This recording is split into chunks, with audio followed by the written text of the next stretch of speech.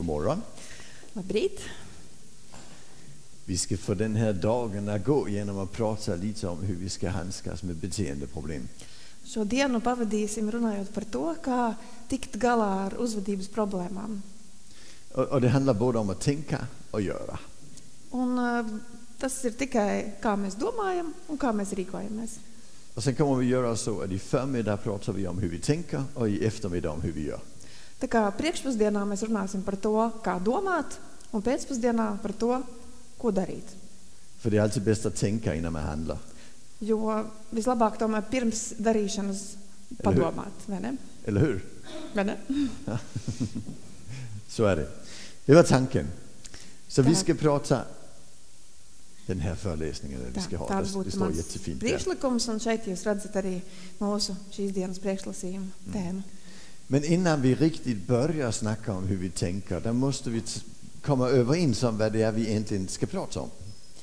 Bet pirms mēs ķeramies pie tēmas apskates, mums vispirms ir jāsaprot, kas īsti ir tas, par ko mēs runājam. För många år sedan när jag började jobba i det här fältet, då jobbade jag primärt med unga kriminella.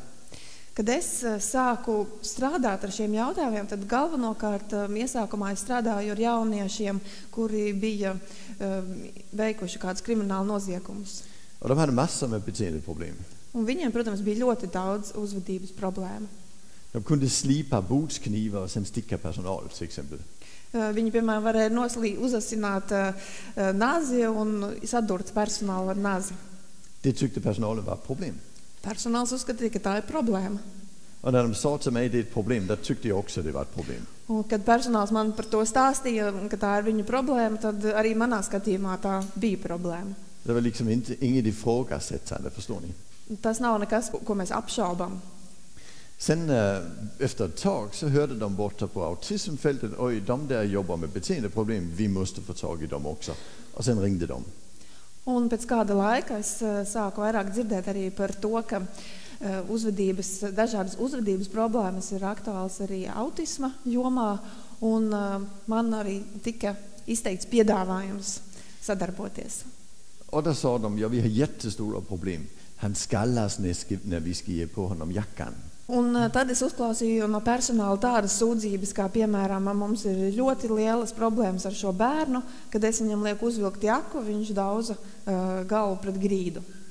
Och sen den bästa frågan jag någonsin fått, vad ska vi göra när Kalle kastar med bajs när vi åker stadsbuss och träffar chauffören? Un vislabākais jautājums, kādu laikam jebkad esmu saņēmis, bija no darbiniekiem, ko mums darīt, kad Kārlītis autobusā mētājās ar kakām un vēlas ar tām trāpīt šoferim. Och jag hade inget bra svar, för det glömde de lära oss på universitetet. Un es īsti nezināju, ko atbildēt, jo to mums universitātē bija aizmirsuši iemācīt. Ja, men däremot kan jag absolut tycka det var ett problem.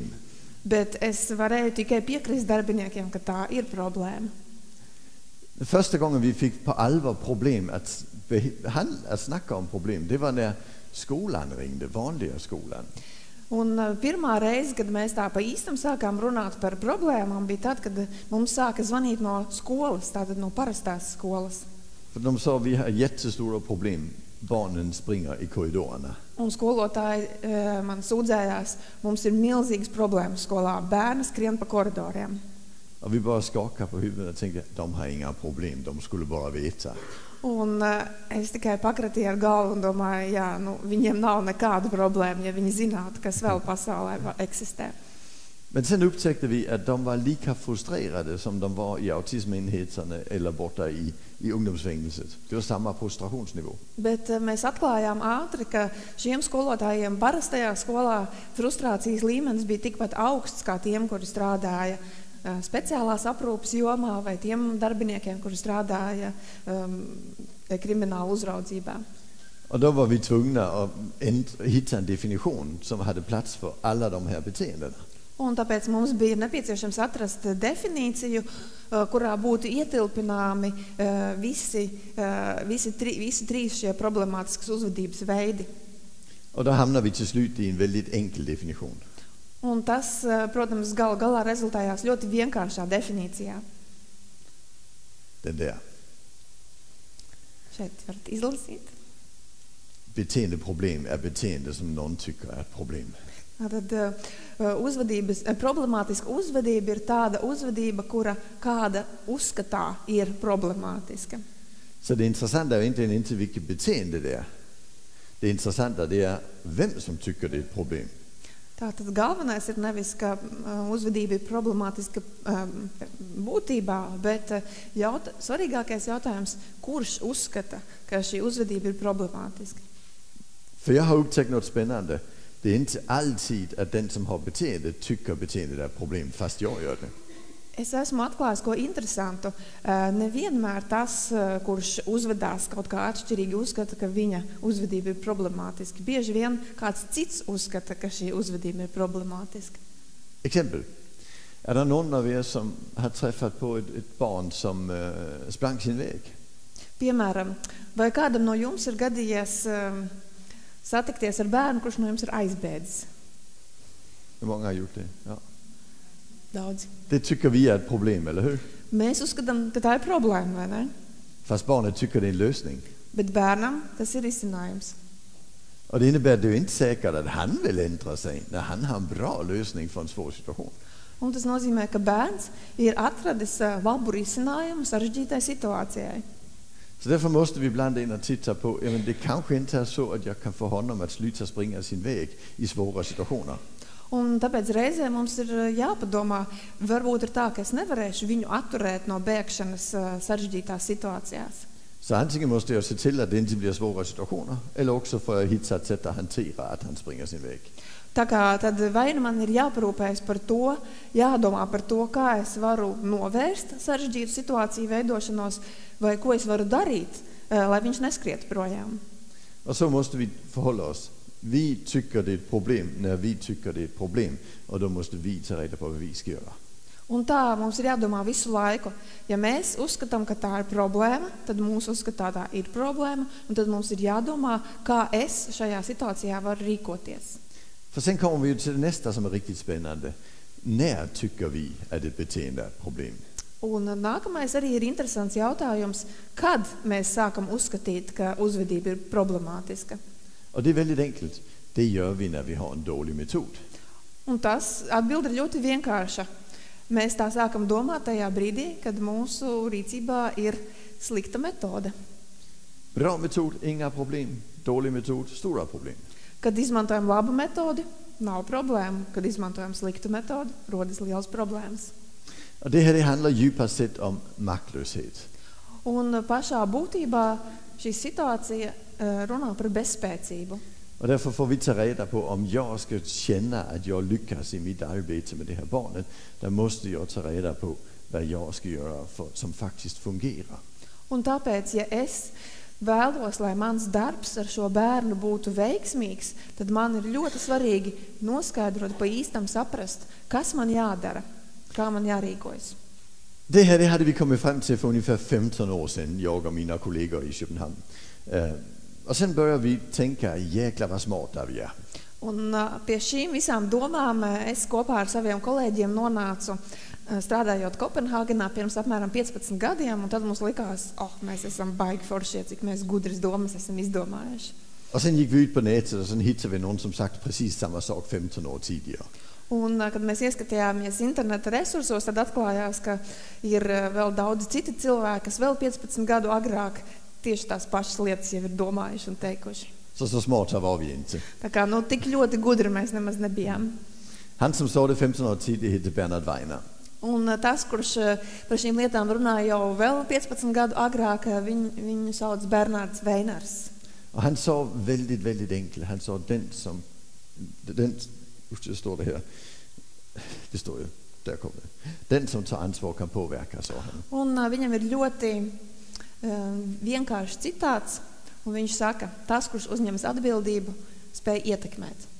Och det betyder att om jag vill ha en förändring måste jag ta reda på vad jag ska göra. Un tas nozīmē, ka ja es vēlos panākt pārmaiņas, tad man ir jānoskaidro, kā man rīkoties.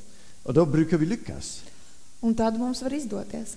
Men om jag tar reda på vad någon annan borde gjort, då brukar jag misslyckas. Bet ja es noskaidroju, ko kādam citam būtu vajadzējis darīt, tad man parasti neizdosies. Fast det som spännande det att när vi har en dålig metod, då brukar vi försöka bli av med ansvaret. Bet interesanti ir tas, ka ja mēs cenšamies pielietot sliktu metodi, tad parasti mēs cenšamies atbrīvoties no atbildības. Och då finns det risk att vi lägger ansvar på någon som inte är jättebra på att bära det. Un pastāv risks, ka mēs šo atbildību cenšamies uzvelt kādam, kurš to īstenībā nemaz nespēja uzņemties. Exempel. Piemēram. Ibland har jag träffat på personal som har suttit på ett möte och sen har de sagt så här att det är inte fel på vår metod. Problemen vi har är för att föräldrarna inte gör sitt jobb. Piemēram, es esmu piedalījies sanāksmēs ar darbiniekiem, aprūpes darbiniekiem, kuri saka, mūsu metodēm nav nevainas, bet problēma ir tie vecāki, kuri neiesaistās un nedara to, ko mēs viņiem sakām. Och då slutar de jobba. Un viņi tad vairs nestrādā. För många år sedan, jag har en dotter som heter Sofie. Man ir meita Sofija. Vi kommer att snacka mycket om Sofie idag. Mēs par viņu šodien diezgan daudz runāsim. Sofie är 30 år gammal. Sofija ir 30 gadu. Hon har 8 diagnoser. Viņai ir 8 diagnozes. Och 5 syskon. Un 5 brāļi un māsas. Som inte har några diagnoser alls. No kuriem nav nekāda diagnoža. Men när Sofie var 10 år gammal, då ringde skolan mig. Bet, kad Sofija bija 10 gadu veca, man piezvanīja no viņas skolas. Och sen sa de, nu har Sofie krossat en ruta igen. Un viņa man saka, Sofija atkal ir izdauzījusi logu. Och sen sa jag, varför ringer ni mig? Un es prasīju, kāpēc jūs zvanāt man? Så sa de, så du kan snacka med henne om det så det inte händer igen. Un viņi man teica, nu, lai tu ar meitu aprunājies, lai tas vairāk neatkārtotos. Och sa jag, det kan jag inte. Un es teicu, to es nevaru. Men jag kan se till att hon inte krossar rutor hemma. Och sen räknar jag med att ni ser till att hon inte krossar rutor i skolan. Es varu parūpēties par to, lai viņa logus nedauzītu mājās, un tad jūsu uzdevums būtu parūpēties, lai viņa neizsit logus skolā. Och är det så att hon skulle krossa en ruta hemma, då lovar jag att jag inte ringer er. Un ja nu gadītos tā, ka viņa mājās izsit logu, tad es apsolu, ka jums es par to nezvanīšu un nesūdzēšos. För då skulle jag sluta göra de förändringar som är nödvändiga. Jo tad es acīmredzot vairs neīstenoju vajadzīgās pārmaiņas. Jag blev inte så populär. Kā jūs nojaušat, es nekļuvu īpaši populārs skolā. Men jag tycker det är nödvändigt. Om de ska lösa sina problem, då måste de ta reda på vad de ska göra. Bet es uzskatu, ka ir svarīgi pateikt, ka ja viņiem ir jāatrisina savas problēmas, tad viņiem ir jānoskaidro, kas viņiem ir jādara. Och det är lite principen. Vi får inte lägga ifrån oss ansvaret, för då blir vi maktlösa. Un tas ir galvenais princips. Mēs nedrīkstam atbildību uzvelt kādam citam, jo tad mēs kļūstam bezspēcīgi. Och sen finns det ytterligare ett sätt. Un vēl viens veids. Man kan till exempel säga att den här personen borde vara någon annanstans. Det är inte fel på vår metod, det är han som är felplacerad. Piemēram, ka darbinieki saka, mūsu metodē nav nevainas, bet šim cilvēkam īstenībā vajadzētu atrasties kādā citā vietā. Och då brukar jag fråga personal, aha, så ni är inte duktiga nog. Tad es jautāju darbiniekiem, tad jūs neesat pietiekami prasmīgi. Och så säger de, va? Viņi pārsteigti. Så ja, om han ska vara någon annanstans, då måste de ju vara duktigare där borta än ni är. Ja šim cilvēkam vajadzētu atrasties kādā citā vietā, tad ir kāda cita vieta, kur darbinieki būtu prasmīgāki par jums. Det är ett problem. Tā ir problēma. För ni har fått det här jobbet för att någon trodde ni var duktiga nog. Bet jūs taču kāds ir pieņēmis darbā šajā vietā, tāpēc, ka uzskatīja, ka jūs esat pietiekami prasmīgi šim darbam. Och då har vi 3 möjligheter. Un tad mums ir 3 iespējas. 1. Ta reda på hur du kan lära dig det du borde kunna. Pirmkārt, noskaidrot, kā iemācīties to, ko jūs vēl šobrīd nezināt un ko jums vajadzētu zināt. 2. Förhandla om lönen, för den blev nog lite hög. Vi trodde ju du kunde detta. Varbūt, kad ir jāpārskata jūsu alga, jo varbūt tā šobrīd ir pārāk augsta, jo ir noteikta ar domu, ka jūs protat to, ko jums vajadzētu prast. Eller 3. Ta reda på var du ska jobba, för det ska ju inte vara här. Vai arī treškārt noskaidrot, kur jums labāk strādāt, jo acīmredzot šeit jūs netiekat galā ar savu uzdevumu. Man behöver ju inte jobba med människor. Jo nav jau obligāti šeit jāstrādā. Man kan jobba på en bensinmack, det är jättebra. Var strādāt arī, piemēram, degvielas uzpildstacijā. Ļoti labs darbs. Ja, så är det. Men du måste ju kunna ditt jobb alltså. Bet, ja tu strādā šeit, tev savs darbs ir jāmāk. Det är ju helt grundläggande oberoende vilket jobb man har. Jo tā taču ir pamatprasība, neskatoties to, kur jūs strādājat. Och så är det även när vi jobbar med människor med särskilda behov. Då måste vi kunna jobbet. Alltså så är det ju. Un tieši tāpat, ja mēs strādājam ar cilvēkiem ar speciālām vajadzībām, tad mums ir jāprot šis darbs.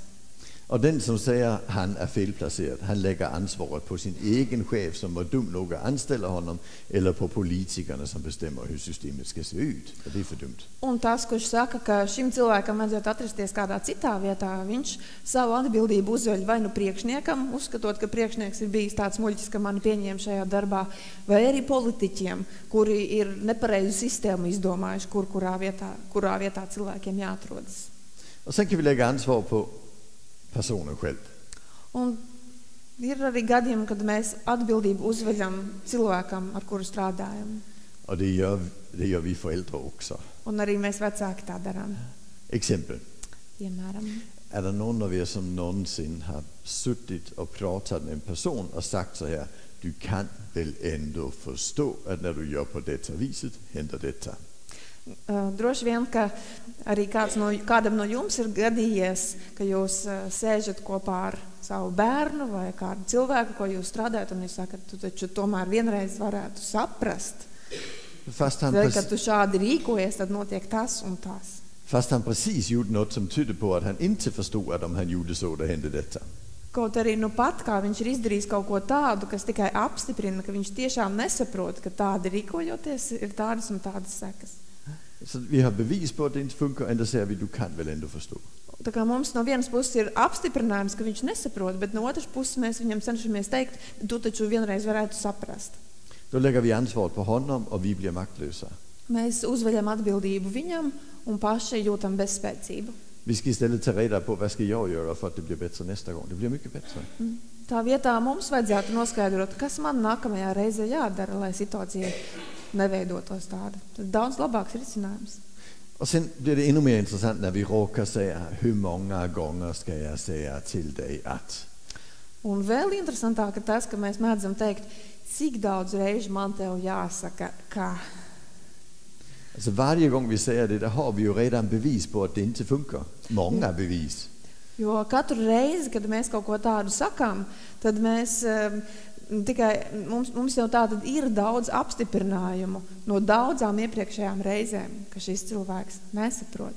Och ändå säger vi det en gång till. Un vienalga mēs vēl vienreiz to sakām. Så det finns då ingen orsak att göra. Tā kā nav jēgas to darīt. Sen kan vi även lägga ansvar på personen genom ett system. Un vēl mēs mēģinam arī uzvelt atbildību sistēmai. Jag jobbade med en liten kille han gick i 9:e klass, han var 15 år gammal. Reizi strādāju ar kādu zēnu, viņam bija 15 gadu, viņš mācījās 9. klasē. Hans mamma och pappa började jobba vid 7, så de väckte honom 6:30 varje morgon. Viņa vecāki sāk strādāt 6:30, tāpēc vecāki zēnu modināja jau 6:30 no rīta. Och sen skulle han själv gå iväg till skolan och börja vid 8. Un viņam pašam vajadzēja aiziet uz skolu, kur mācības sākās 8:00. Och det gick så där. Un viņam nevienmēr tas labi izdevās. Han var i tid 2 gånger i veckan och annars var han lite försenad. Varbūt 2 reizes nedēļā viņš ieradās skolā laikus, bet pārējos rītus parasti nokavēja. Och det tyckte skolan var ett problem, och det tyckte föräldrarna var ett problem, och det tyckte han inte var något problem. Un skola to uzskatīja par problēmu, vecāku skatījumā arī tā bija problēma, viņam pašam tā nelikās problēma. Och sen gjorde man ett system. Un tad mēs izveidojām sistēmu. Om du kommer i skolan i tid, då får du en smiley. Mēs vienojāmies, ja tu atnāks uz skolu laikā, tad tev iedos vienu smaidiņu. När du har 5 smileys får du byta in dem mot din biobiljett hemma. Un tad, kad tu būsi savācis 5 smaidiņus, tad mājās par to tu varēsi šo smaidiņu samainīt pret kino biļeti. Det tyckte skolan var bra, det tyckte föräldrarna var bra, och det tyckte han var bra, för han gillade att gå på bio. Šāda ideja skolai likās laba, vecākiem arī ir laba, un arī zēnam tā likās laba doma, jo viņam patika iet uz kino. Och första veckan var det jättebra. Måndag, tisdag, onsdag, torsdag, fredag i tid och bio på lördagen. Pirmā nedēļa bija vienkārši lieliska. Pirmdiena, otrdien, trešdien, ceturtdien, piekdien zēns katru rītu laikā ieradās skolā, sestdien uz kino. Andra veckan var lika bra. Måndag, tisdag, onsdag, torsdag, fredag i tid och bio på lördagen. Nākamajā nedēļā tāpat. Pirmdien, otrdien, trešdien, ceturtdien, piekdien. Viņš ir laikus klāt, sestdien dodas uz kino. Och det blev en sån hel halleluja-stämning i lärarrummet. Un, protams, skolotāja istabā valdīja milzu sajūsma, Men sen blev det måndag. bet tad pienāca nākamā pirmdiena. Han var in till skolan vid 9 och inte vid 10 och inte vid 11. Zēnu skolā nebija ne 9, ne 10, ne 11. Och klockan 11:30 ringde man hem och sa, kommer du i skolan idag? 11:30 skolotāja viņam zvana uz mājām un jautā, vai tu šodien būsi skolā? Så nej, det blir nog en ledig dag idag. Un viņš saka, nē, es domāju, šodien paņemšu brīvu. Okej, sa de, men hur blir det imorgon då? Labi, un kā tad rītā? Ja, vi får se. Redzēsim.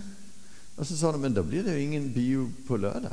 Klau, bet tad sestdien tev nebūs kino biļets. Så nej, det var ingen bra film på lördag. Nē, bet sestdien arī nerāda nekādu labu filmu. Systemet syfte är att han ska ta ansvar.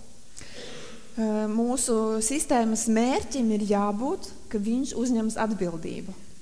Men han tog ju ansvar för att gå på bio när det var bra filmer. Bet viņš uzņēmās atbildību nokļūt kinoteātrī tad, kad tur rāda labu filmu. Men vi 10-dubblade hans frånvaro. Bet mēs šo atbildību palielinājām. Så för han tog inte ansvar för att gå i skolan, för det tyckte inte han var viktigt. Bet viņš vēl joprojām neuzskatīja, ka bija svarīgi iet uz skolu un laikus tajā ierasties. Och sen har vi en liten mekanism som är besvärlig här. Vi kallar den legitimerande effekter.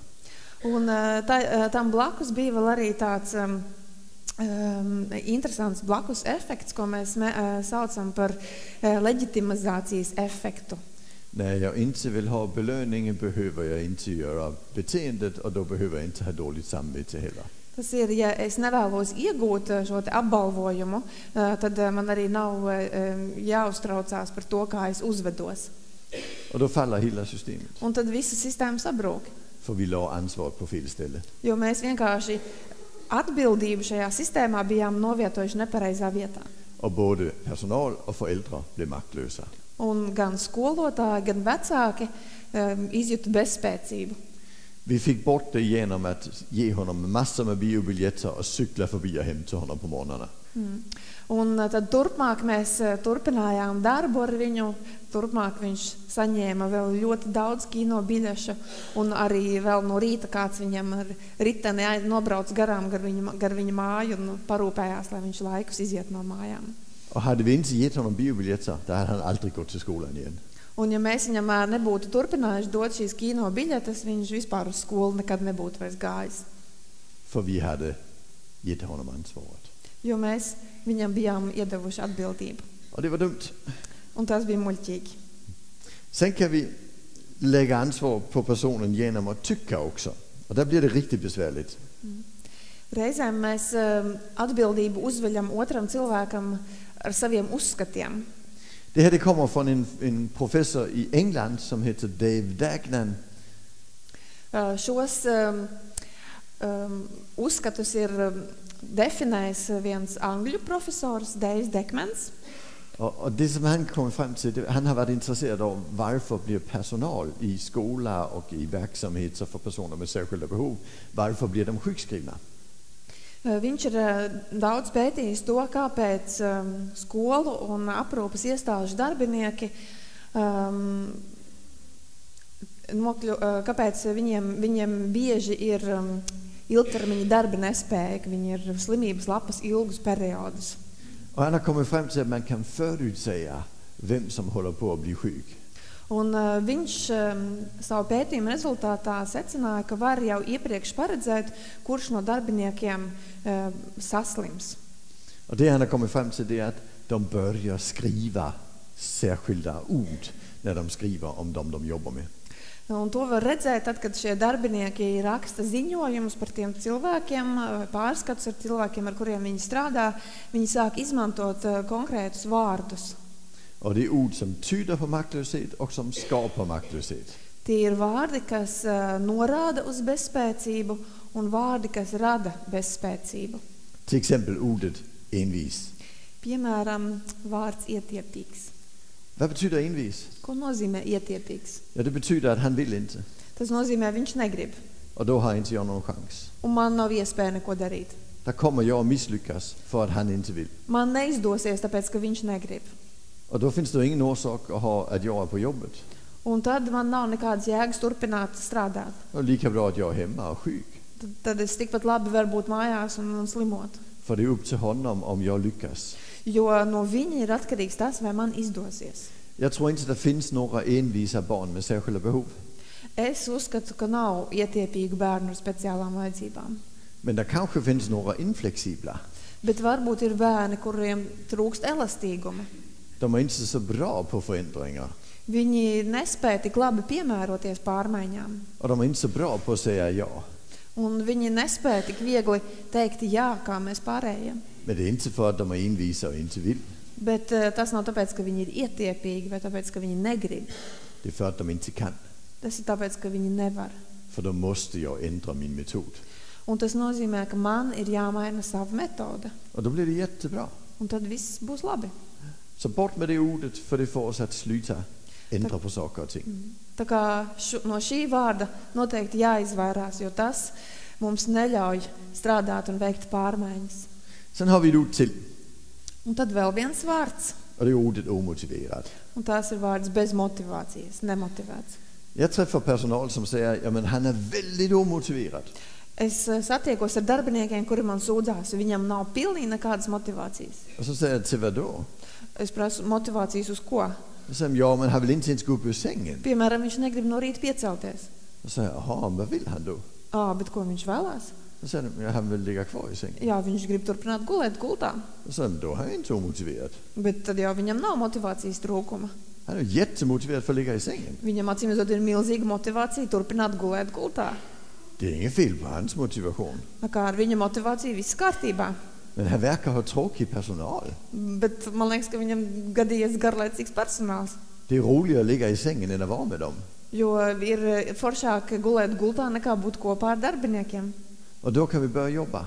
Un tur mums jāsāk strādāt. Vi måste vara roligare än att ligga i sängen. Det behöver inte vara jättesvårt att vara roligare än att ligga i sängen, eller hur? Jo mums ir jāspēj piedāvāt kaut ko interesantāku nekā to, ka vienkārši cilvēks guļ gultā. Tas taču nevarētu būt tik grūti, vai ne? Och då börjar det hända saker. Un tad var sākties pārmaiņas. Men så länge vi pratar om hans bristande motivation, där gör vi ingenting och då misslyckas vi. Bet kamēr mēs turpinām runāt par viņa motivācijas trūkumu, tikmēr nekas nenotiek. Och sen har vi de riktigt fula orden. Un tad ir vēl daži tādi ļoti slikti vārdi. Vi har ord som används i pedagogiska sammanhang. Det är till exempel ordet kravavvisande. Piemēram, vārds, ko mēs bieži pedagoģijā izmantojam, tas ir prasības noraidošs. Och sen har vi ord som används av psykologer och läkare. Vi brukar kalla det trotsig eller oppositionell. Un mēs, psihologi, savā darbā bieži izmantojam vārdu spītīgs vai opozicionāls.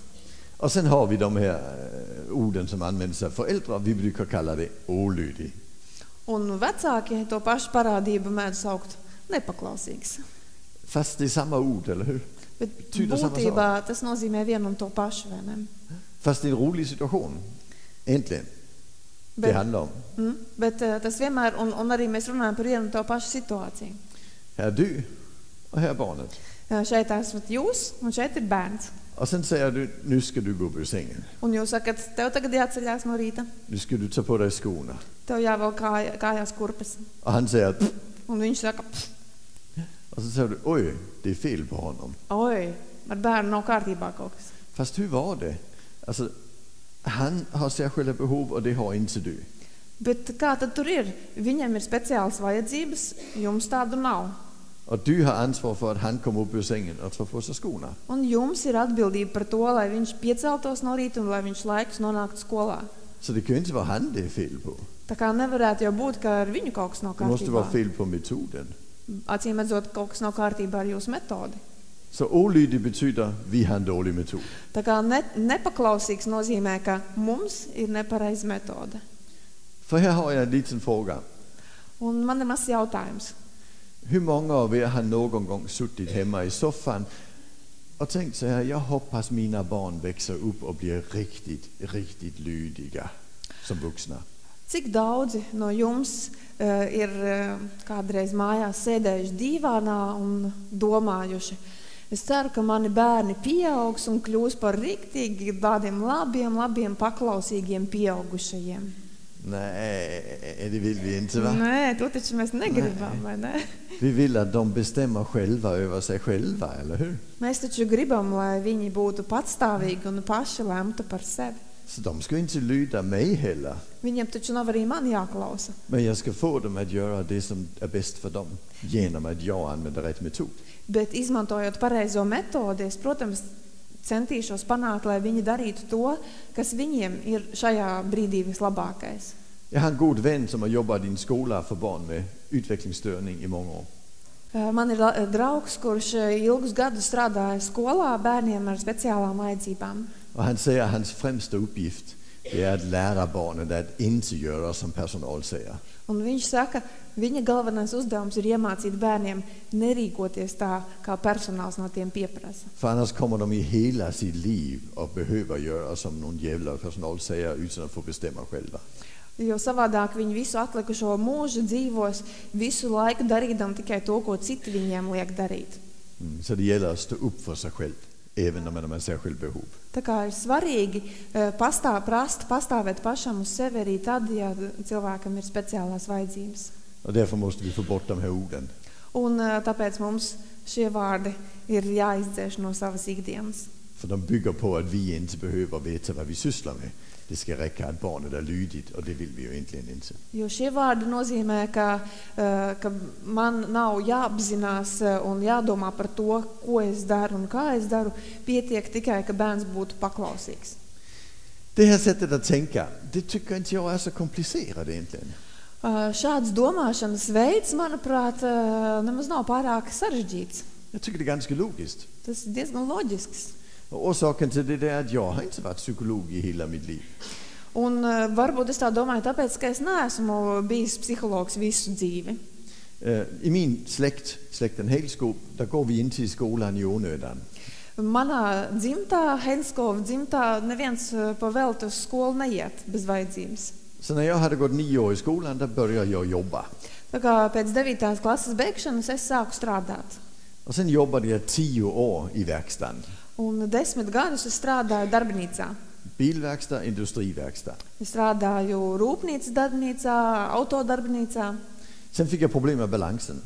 Un tad man radās problēmas ar līdzsvaru. Och då var jag tvungen att hitta ett nytt jobb.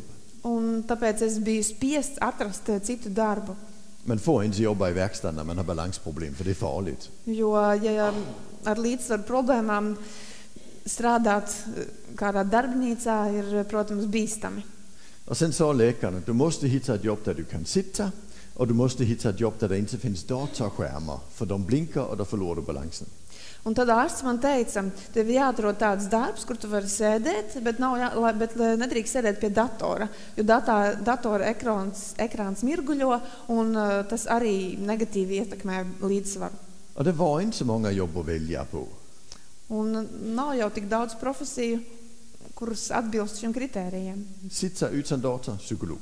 Sēdēt bez datora, psihologs. Så blev det. Ja. Så jag blev psykolog.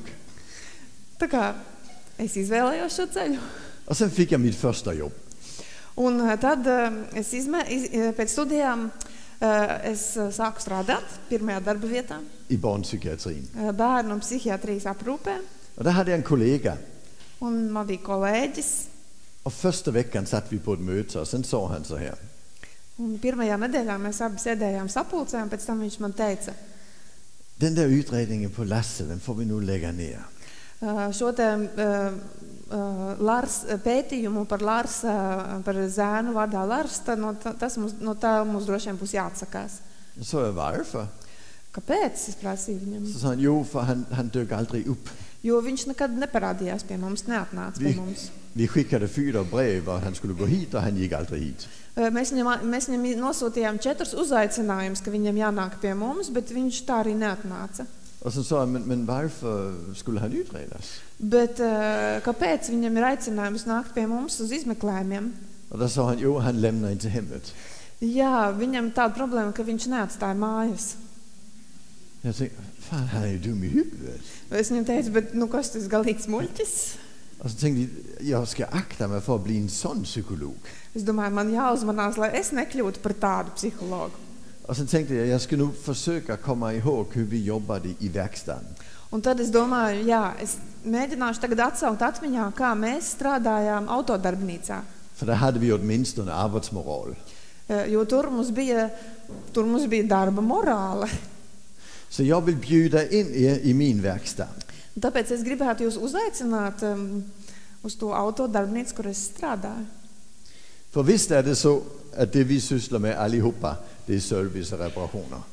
Jo mēs taču arī visi kaut kādā veidā strādājam ar servisu. Og hvem har du ansvar for dem? Un kuram ir atbildība par to? Det har mekanikeren. Autodarbnīcā tas mehāniķim. Eksempel. Piemēram, Jeg var ute og køre i en storm for 4 år siden. pirms 4 gadiem man bija jābrauc ar mašīnu lielas vētras laikā. Og så blåste der ned en sådan her chok, 1,5 meter lang gren på taket af min bil. Un uz mašīnas uzkrita milzīgs 1,5 metru garš zars. Så jeg fik en byle i taket. Tā kā jumts bija ieliecies. Og så kørte jeg ind på værkstedet dagen efter. Un es nākamajā dienā aizbraucu uz autodarbnīcu. Og så så jeg til mekanikeren, jeg har fået en byle i taket. Un es savam automehāniķim sāku skaties, kāds man jumts ieliekts. Og så sagde han, ja, det kan jeg se, hvad har du gjort? Jā, es to redzu, ko tu esi darījis. Og så jeg var ute og køre i stormen, og der fik jeg ned en chokgren på taket af bilen. Un es paskaidroju, jā, man bija jābrauc vētras laikā, un milzīgs zars uzkrita uz mašīnas. Og så sagde han, men om du skal køre ud i stormen, kan det vel ikke være mit ansvar at reparere din bil? Un viņš teica, klausies, nu, ja tu brauc vētras laikā, tad nu, tā jau nevar būt mana atbildība salabot tā mašīnu. Tror vi på det? Vai jūs ticat šādai atbildē? Nej. Altså mekanikeren brukar bli glad, når jeg kör dårligt. Jo automehāniķis parasti mēdz priecāties, kad es esmu kaut ko izdarījis nepareizi. Ja? Ja, for då tjänar han flere penge, han gillar at jobba. Jo tad viņam rodas iespēja nopelnīt, viņam patīk strādāt. Så jeg bliver lidt urolig, når jeg ser personal, lærere og omsorgspersonal, som har præcis anden udsigt. Tāpēc es kļūstu uzmanīgi, kad es redzu skolotājus, aprūpētājus, citus aprūpes darbiniekus, kuriem ir pilnīgi pretēja nostāja. Og så siger de, om indtil forældrene gør sit job, vil ikke jeg gøre mit. Un kuri saka, ja vecāki nedara savu, tad es arī negribu darīt savu. Og då har de jo inte förstått att deras jobb är ju ibland att kompensera för att vi föräldrar kanske inte riktigt har alla kompetenser som behövs. Jo tad viņi tā kā īsti līdz galam nav sapratuši savu darbu, ka viņu uzdevums ir savā ziņā reizēm arī kompensēt to, ko vecāki varbūt īsti nezina, tāpēc, ka viņiem nav visas šīs kompetences. Och ju sämre föräldrar, ju bättre lever de, ju mer pengar tjänar de, ju fler anställda blir de. Det är väl bra. Un jo vecāki sliktāk audzina savus bērnus, jo vairāk iespēju personālam kaut ko darīt, jo vairāk cilvēku var pieņemt darbā, jo vairāk viņi var nopelnīt. Men det verkar inte riktigt så vi tänker. Bet šķiet, ka tā gluži tomēr aprūpes jomā cilvēki nedomā. Ja. Sen kan vi lägga ansvar på bilen. Vēl mēs varam uzvelt atbildību automašīnai. Det finns lite olika sätt att göra det på. Un to var mazliet dažādos veidos darīt. Exempel. Jag lämnade in min bil på service. Piemēram, es nododu mašīnu servisā. Sen kommer jag dagen efter och så säger mekanikern, jag har inte bytt oljan. Nākamajā dienā atnāku pakaļ mašīnai, bet mehāniķis saka, ai, eļļu es nenomainīju. Och så sa jag, varför? Kāpēc? Och så sa han, jo, den där skruven man måste skruva ut under botten på bilen för att få ut den gamla oljan, den satt fast. Jā, tā skrūve, kas tur apakšā zem motora ir, kur jāatskrūvē vaļā, viņi pārāk stingri nevarēja dabūt viņu vaļā. Och så länge inte bilen vill samarbeta, då kan jag inte göra jobbet. Un ja automašīna ar mani negrib sadarboties, tad es nevaru savu darbu pat izdarīt. Tror ni på det? Vai jūs ticat šādai Nej. nostājai? Alltså, om inte han får loss skruven, då är det inte fel på bilens samarbetsförmåga. Det är fel på metod eller verktyg. Ja automehāniķis nevar atskrūvēt skrūvi, tad ne jau ir problēmas ar automašīnas sadarbošanās vēlmi, bet acīm redzot ir vai nu nepareizi darbrīki, vai nepareizi metode. Och om jag inte får personen upp ur sängen, då är det fel på min metod eller mitt verktyg. Ja es nespēju cilvēku no rīta izdabūt no gultas, tad es lietoju vai nu nepareizi metodi, vai nepareizes darbrīks. För han behöver inte samarbeta. Jo tam, kurš guļ gultā, ar mani nav jāsadarbojas. Det står ingenstans i lagen i mitt land att någon i hela världen ska behöva göra som jag säger. Jo nu vismaz mūsu zemes likumos nekur nav rakstīts, ka kādam būtu jādara tas, ko es viņam saku. De får göra som de vill. Katrs var darīt tā, kā grib. Fast jag får betalt för att de gör som jag säger. Bet man maksā par to, ka es varu panākt, lai viņi dara tā, kā es viņiem lieku. Och då måste jag ta reda på vilken metod eller verktyg som behövs. Un tātad man ir jānoskaidro, kāda metode vai kāda darbrīki man ir tam vajadzīgi. Precis som i bilverkstaden. Tieši tāpat kā autodarbnīcā. Det är inte svårt. Tas nav grūti. Sen har vi ett sätt till. Un tad vēl viens veids, ko mēs lietojam. Hemma hos oss där bor vi, jag och min fru. Mājās dzīvoju es un mana sieva. Och sen har alla barnen flyttat hemifrån. Un visi bērni jau ir pārcēlušies uz patstāvīgu dzīvi. Och ändå har vi 3 bilar. Un tomēr mums mājās ir 3 mašīnas. Jag har en bil jag använder i jobbet. Ja man ir viena mašīna, ko es izmantoju darbam, Den ska vara pålitlig, uz to man ir jāspēj paļauties. miljövänlig och så. Un ka tā ir jābūt draudzīgai apkārtējai videi. Och sen har min fru en bil hon använder i jobbet. Un tad manai sievai ir mašīna, ko viņa izmanto darbam, Och till att köra runt barnbarn i också. un kurā viņa arī vadā mazbērnus. Så den ska vara stor, miljövänlig och pålitlig. Tā kā šai mašīnai ir jābūt lielai, draudzīgai apkārtējai videi un uzticamai. Och det innebär att de går ju aldrig sönder, de här bilarna. Un šīs mašīnas ar viņām nekad nekas nenotiek, viņas neplīst. Och då har inte jag något att skruva på. Un tad man viņas nav jālabo, Och det funkar inte. un tas man nedara. Så jag har en liten gammal bil att skruva på också. Tāpēc man ir arī viena maza veca mašīnīte, ar kuras visu laiku var ķimerēties. Så jag får in lite olja under naglarna ibland fast jag är psykolog. Tā kā arī man aiz nagiem reizēm ir eļļas plankuma, kaut arī es esmu psihologs. Och den här lilla bilen, den har rätat mig förra sommaren. Un šī mašīna man ir ļoti daudz kaitinājusi. Alltså det är så att ljuset funkar jättebra på dagen. Jo automašīnas gaismas ļoti labi darbojas dienā, Men så fort det blir mörkt, då släcks bakljuset. bet tik līdz satums tā gaismas vairs nedeg. Alltså, och jag är så irriterad. Un tas man vienkārši tracina. För jag vet ju att den kan om den vill. Jo es taču zinu, ka ja tā mašīna grib, tad viņa var. Om det funkar på dagen, då måste det fan funka på kvällen också. Jo, ja pa dienu deg, tad kāpēc nevar degt vakarā? Men sen har jag kommit på den. Bet tad es esmu sapratis. Den har upptäckt att varje gång den släcker ljuset på kvällen, då får den massor med uppmärksamhet nästa lördag. Mašīna ir sapratusi, ka tad, kad tā gaismas vakarā viņa neiededzina, tad nākamajā sestdienā viņa saņem ļoti daudz uzmanības no manis. Det är nog därför. Tas droši vien tāpēc. Och då tänker ni, han är dum i huvudet, den där gubben. Un jūs sēžat šeit un domājat, vai tas priekšā stāvošais vīriņš ir galīgs muļķis? Han har inte hittat felet bara. Viņš vienkārši nav atradis, kas mašīnai ir nepareizi, kas tur saplīs. Och så tänker jag alltid när jag hör personal säga saker som bara för att han har problem betyder det väl inte att han inte ska uppföra sig. Un tieši tāpat es domāju arī uzklausot darbinieku sūdzības. Tikai tāpēc, ka viņam ir uzvedības problēmas un tāpēc viņš nevar uzvesties labi. Nej, han behöver inte uppföra sig. Nē, viņam nav jāuzvedās pieklājīgi. För han har oftast fått en diagnos som han har fått för att han inte gjorde som vi sa, eller hur? Jo diagnoze bērnam visbiežāk ir uzstādīta tieši tāpēc, ka viņš nav darījis tā, kā mēs viņam sakam. Alltså vi vet ju att han gör inte som vi säger. Mēs taču zinām, ka viņš nedarīs to, ko mēs viņam liekam. Det är hela grunden. Tas taču ir pats pamats. Och han kan ju inte bara låta bli att vara den han är. Viņš taču nespēja nebūt tas, kas viņš ir. Och bilen kan ju inte bara låta bli att vara den, som den är. Un automašīna arī nevar būt kaut kas cits, kā tā, kas tā ir. Och då får vi ta reda på vad vi ska göra för att vi kan få det att funka. Un tāpēc mums ir jānoskaidro, kas mums ir jādara, lai mašīna varētu darboties. Och därför har jag köpt en ny ljuskontakt som inte är fuktkänslig.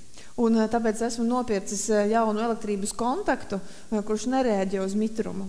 För det var när daggen föll att ljuset slutade funka. Tur bija tieši tā problēma, ka tad, kad parādījās rasa, tad arī tā gaismas slēdzes mitruma ietekmē nestrādāja. Och det tycker jag är jättespännande. Det ska vi prata mer om, det här med kan på olika tider och kan inte annars. Un šī ir ļoti interesanta lieta, par to mēs runāsim vēl vairāk, par to, ko es varu vai nevaru dažādos laikos. Och sen kommer vi till den sista biten här inte riktigt sista. Nu kommer vi till nästa bit och där ser vi så här. Mekaniker måste ha de verktygen och metoderna som är nödvändiga. Un tagad mēs nonākam pie nākamā punkta, kas saka, ka mehāniķim ir vajadzīgi, ir jāsagādā visi tie darbinieki, kas viņam darbam vajadzīgi. Exempel. Piemēram. Jag hade förut, innan jag har den bilen jag har nu, där hade jag en Triumph. Pirms es iegādāju šo te lēto mašīnīti, kas man mājās ir, man bija viena Triumph mašīna. Och jag lämnar in den på service någon gång. Es to aizvedu uz autodarbnīcu. Och sen kommer jag tillbaka dagen efter och sen säger mekanikern, den är inte riktigt färdig, jag har inte bytt olja. Nākamajā dienā atnāku pakaļ mašīnai, automehāniķis man saka, es neesmu līdz galam izdarījis visu, jo es neesmu nomainījis eļļu. Och så sa jag, varför har du inte bytt olja? Kāpēc nenomainīji eļļu? Nej, för då måste man skruva ut en skruv under botten på motorn så gamla oljan kan rinna ut. Tāpēc, ka tad tur apakšā zem motora jāatskruva viena skrūvīte un vecā eļļa var izlīt ārā. Och det var en halvtom skruv. Un tur ir puscollas skrūve. Så okej. Och? Un? Jag sa, ja, jag har ingen halvtumsnyckel. Bet man nav puscollas uzgriežņa atslēgas. Då sa jag, varför har du inte det? Un kāpēc tev nav? Nej, vi tror inte på dem, sa han.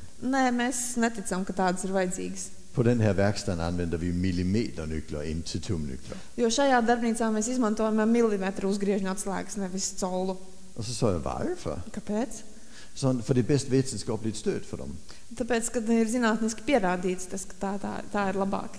De allra flesta bilar har millimeterskruvar och väldigt få bilar har tumskruvar, så därför är det bäst vetenskapligt stöd för millimeternycklar.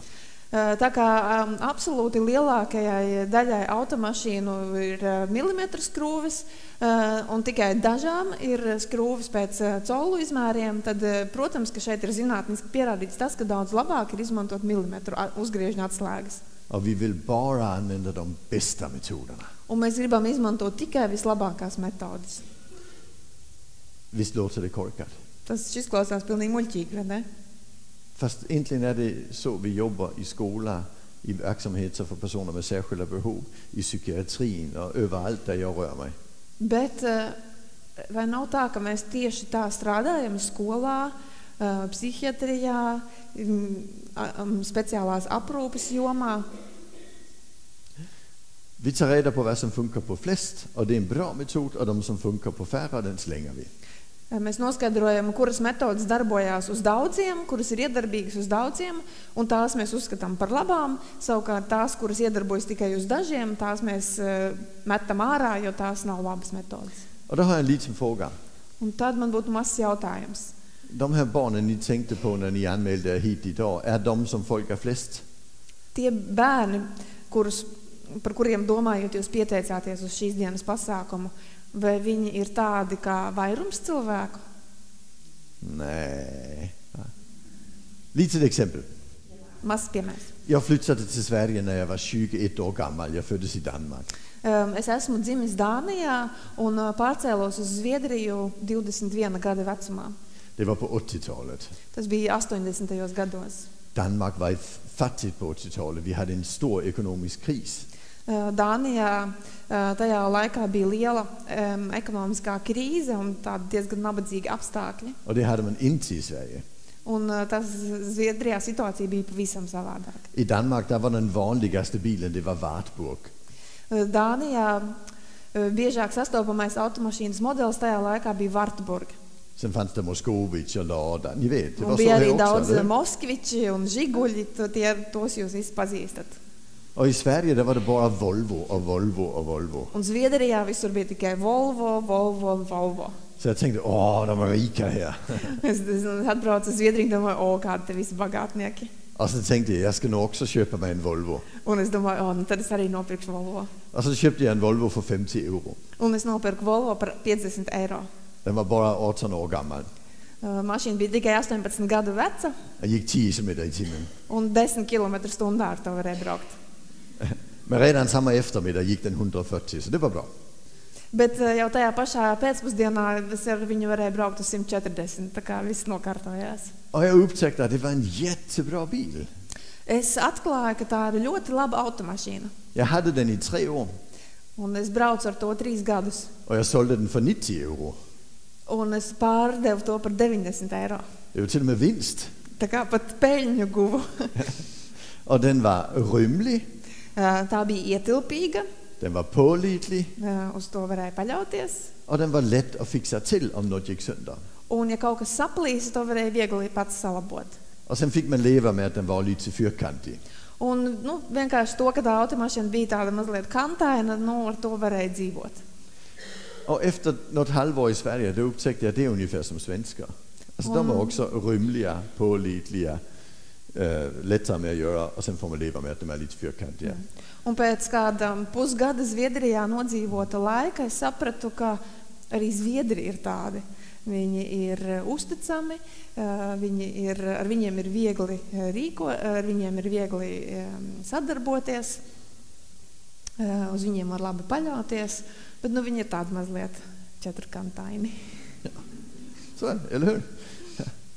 Ja. Men sen började jag jobba på barnpsyk så småningom, och där upptäckte jag, det är inte alla svenskar som är Volvo. Bet pēc kāda laika, kad es sāku strādāt bērnu psihiatrijā, es sapratu, ka nav tā, ka visi Zviedri ir Volvo modeļa. Faktiskt var det inga barn som var Volvo av de vi hade på barnpsyk. Tā kā daudzi bērni, no tiem bērniem, kas bija bērnu psihiatrijā, faktiski neviens nebija Volvo modelis. Vi hade såna här barn. Det var barn som om det går lite för fort, då blir det lite ansträngt. Kā tur bija daudz tādi bērni, kuru braukšanas ātrums bija daudz lielāks un radās milzīga spriedze. Eller vi hade de som var explosiva och svårstyrda. Mums bija tādi bērni, kas bija ļoti eksplozīvi, kuri bija gandrīz nevadāmi. De var dyra i drift också. Un viņu eksploatācija ir ļoti dārga. Vissa kallar det ADHD, jag brukar kalla det Ferrari. Daudz šo automašīnas modeli dēvē par Ferrari, es to dēvēju par UDHS modeli. Ja, det är samma sak, fullblod. Bet tas tīrasiņu modelis, viena tā pat lieta. Sen har vi de här som jobbar bra, men det går inte så fort. Tad ir tie modeļi, kuri labi strādā, bet ar viņiem pārāk ātri nevar pabraukt. De finns också. Ir arī tādi. Eller de här som är gulliga men knasiga. Vai arī, piemēram, šie, kur ir ārkārtīgi mīlīgi, bet pilnīgi nepraktiski. Ja, det är nästan de bästa. Det är nästan de bästa. Tie gandrīz tie paši foršākie. Och sen har vi de här. Un tad mums ir vēl šīs modelis. Det är min bil hemma som jag skruvar på. Šī ir mana pašreizējā mašīna, kuras vienmēr mājās remontēju. Vi kallar den psykosbilen. Mēs to saucam par psihozes automašīnu. Ja, ni vet, man kör 10 kilometer och sen är tillbaka till verkstaden. Jūs zināt, ar to jūs varat nobraukt tikai 10 kilometrus un tad atkal jābrauc uz autodarbnīcu. Italiensk kvalitet kallar man det. Mēs to saucam par itāļu kvalitāti. Och har vi riktigt tur, där kanske vi får in en sån här. Bet, ja jums patiešām paveicās, tad darbnīcā varbūt ieripo šāds modelis. Och här får vi lite problem.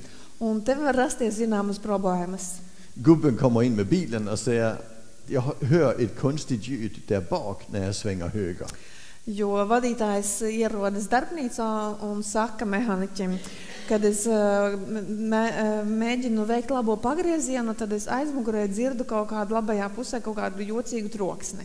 Och mekanikern han slår då upp i den vanliga manualen, den man använder när man tittar på och hittar fel på bilar. Mehāniķis atver lietošanas instrukciju, ko viņš izmanto parasti mašīnām, kur rakstīts, kā identificēt dažādas problēmas. Och så säger han missljud vid bakvagnen vid högersväng. Un viņš atrod to vietu, kur rakstīts, kas tagad jādara, ja mēs dzirdam jocīgu troksni labajā aizmugurējā pusē, pagriežoties pa labi. Kolla hjullagret på högra bakhjul. Kas jādara? Jāpārbauda labējā aizmugurējā riteņa gultņi. Ups, Oi, vi har problem. mums ir problēma, Inget högra bakhjul. jo šeit nav labā aizmugurējā riteņa. Visst är det så att ha med de här personerna att göra, ni tänkte på när ni anmälde er hit idag, eller hur? Un vai nav arī tieši tas pats arī ar tiem cilvēkiem, par kuriem domājot, jūs pieteicāties uz šo semināru? Och därför måste vi ha alla möjliga metoder och alla möjliga verktyg. Un tieši tāpēc mūsu rīcībā ir jābūt visām iespējamām metodēm un visiem iespējamiem darbarīkiem. När jag köpte den här bilen var jag tvungen att hitta 10 stycken specialverktyg som inte har producerats på 30 år.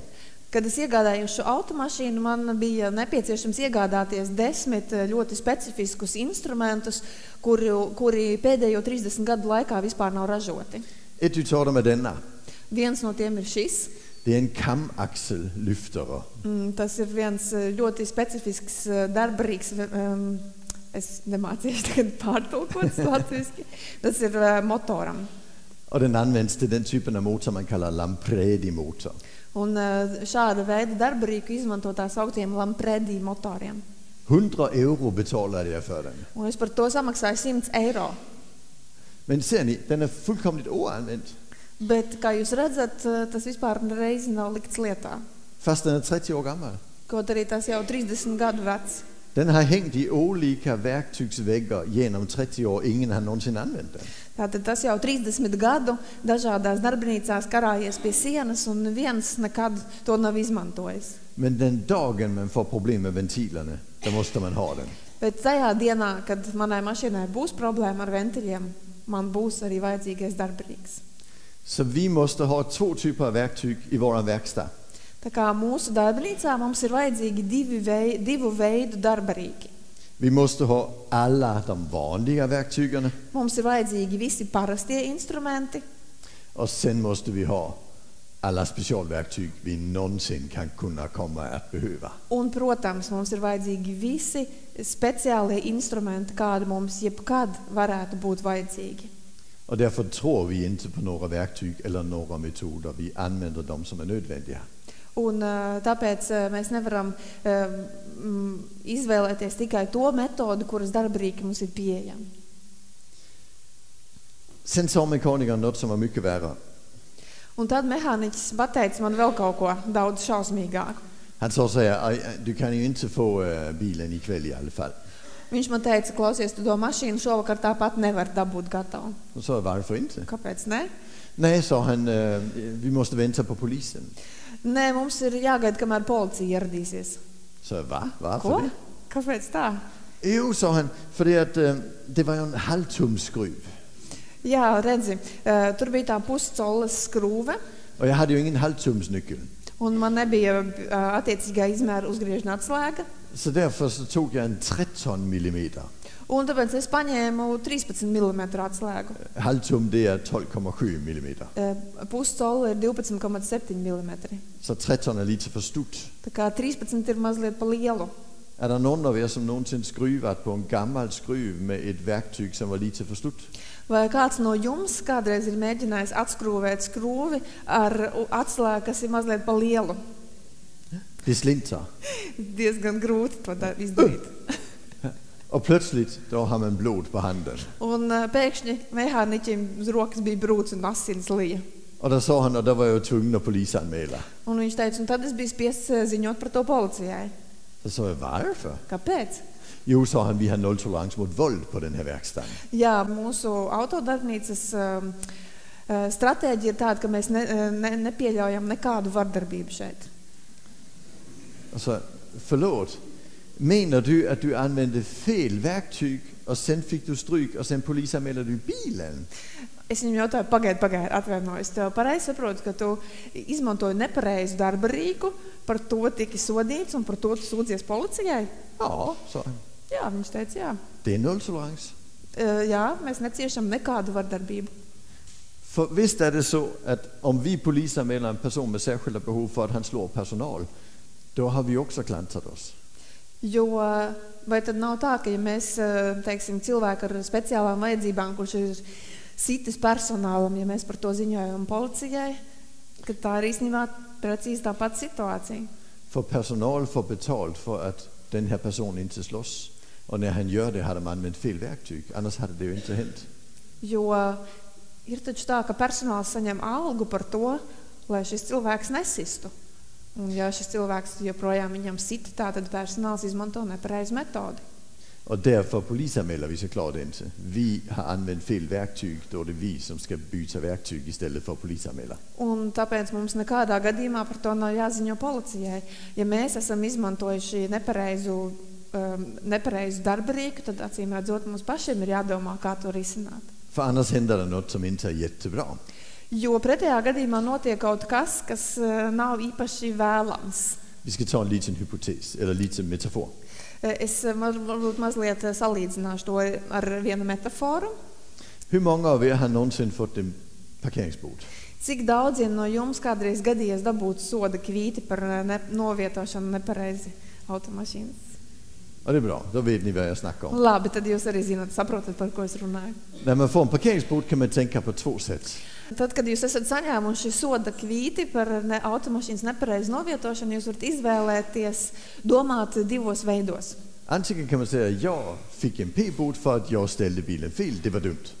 Pirmkārt, es varu izvēlēties domāt, jā, es biju automašīnu novietojis nepareizi, man par to uzlika sodu, tas bija muļķīgi. Eller också kan man säga, jag fick en p-bot, det är nog för att parkeringsvakten är en idiot. Vai jūs varat izvēlēties domāt, es esmu dabūjis soda naudu, tāpēc, ka stāvvietas kontrolieris ir idiots. Och tror man på det här sista sättet, då finns det en risk att man ställer bilen på samma ställe dagen efter. Un, ja jūs izvēlaties otro domāšanas modeli, tad pastāv risks, ka arī nākamajā dienā jūs automašīnu novietosiet tieši tāpat. Och då finns det en risk att man får en ny p-bot. Un, protams, tad pastāv risks, ka jūs atkal dabūsiet jaunu soda kvīti.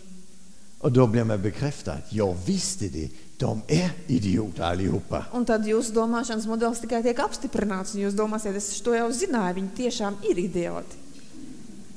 Men man lär sig tyvärr inte ställa bilen annorlunda. Bet jūs neiemācīsieties automašīnu novietot savādāk. Och det betyder att om vi tror att det är fel på personen som slår oss, då kommer vi inte att ändra metod. Un tas nozīmē, ka ja mēs uzskatām, ka kaut kas nav kārtībā ar to cilvēku, kurš man sit, tad mēs savu metodi nemainīsim. Vi måste ta reda på vad vi gjorde fel. Mums drīzāk ir jādomā, ko es darīju nepareizi. Då lär vi oss kanske någonting. Tad mēs varbūt kaut ko iemācīsimies. Det har vi en del forskning som har visat. Vi har Patterson och Ledbetter från 2006. De kunde visa att nolltolerans ökar våldet.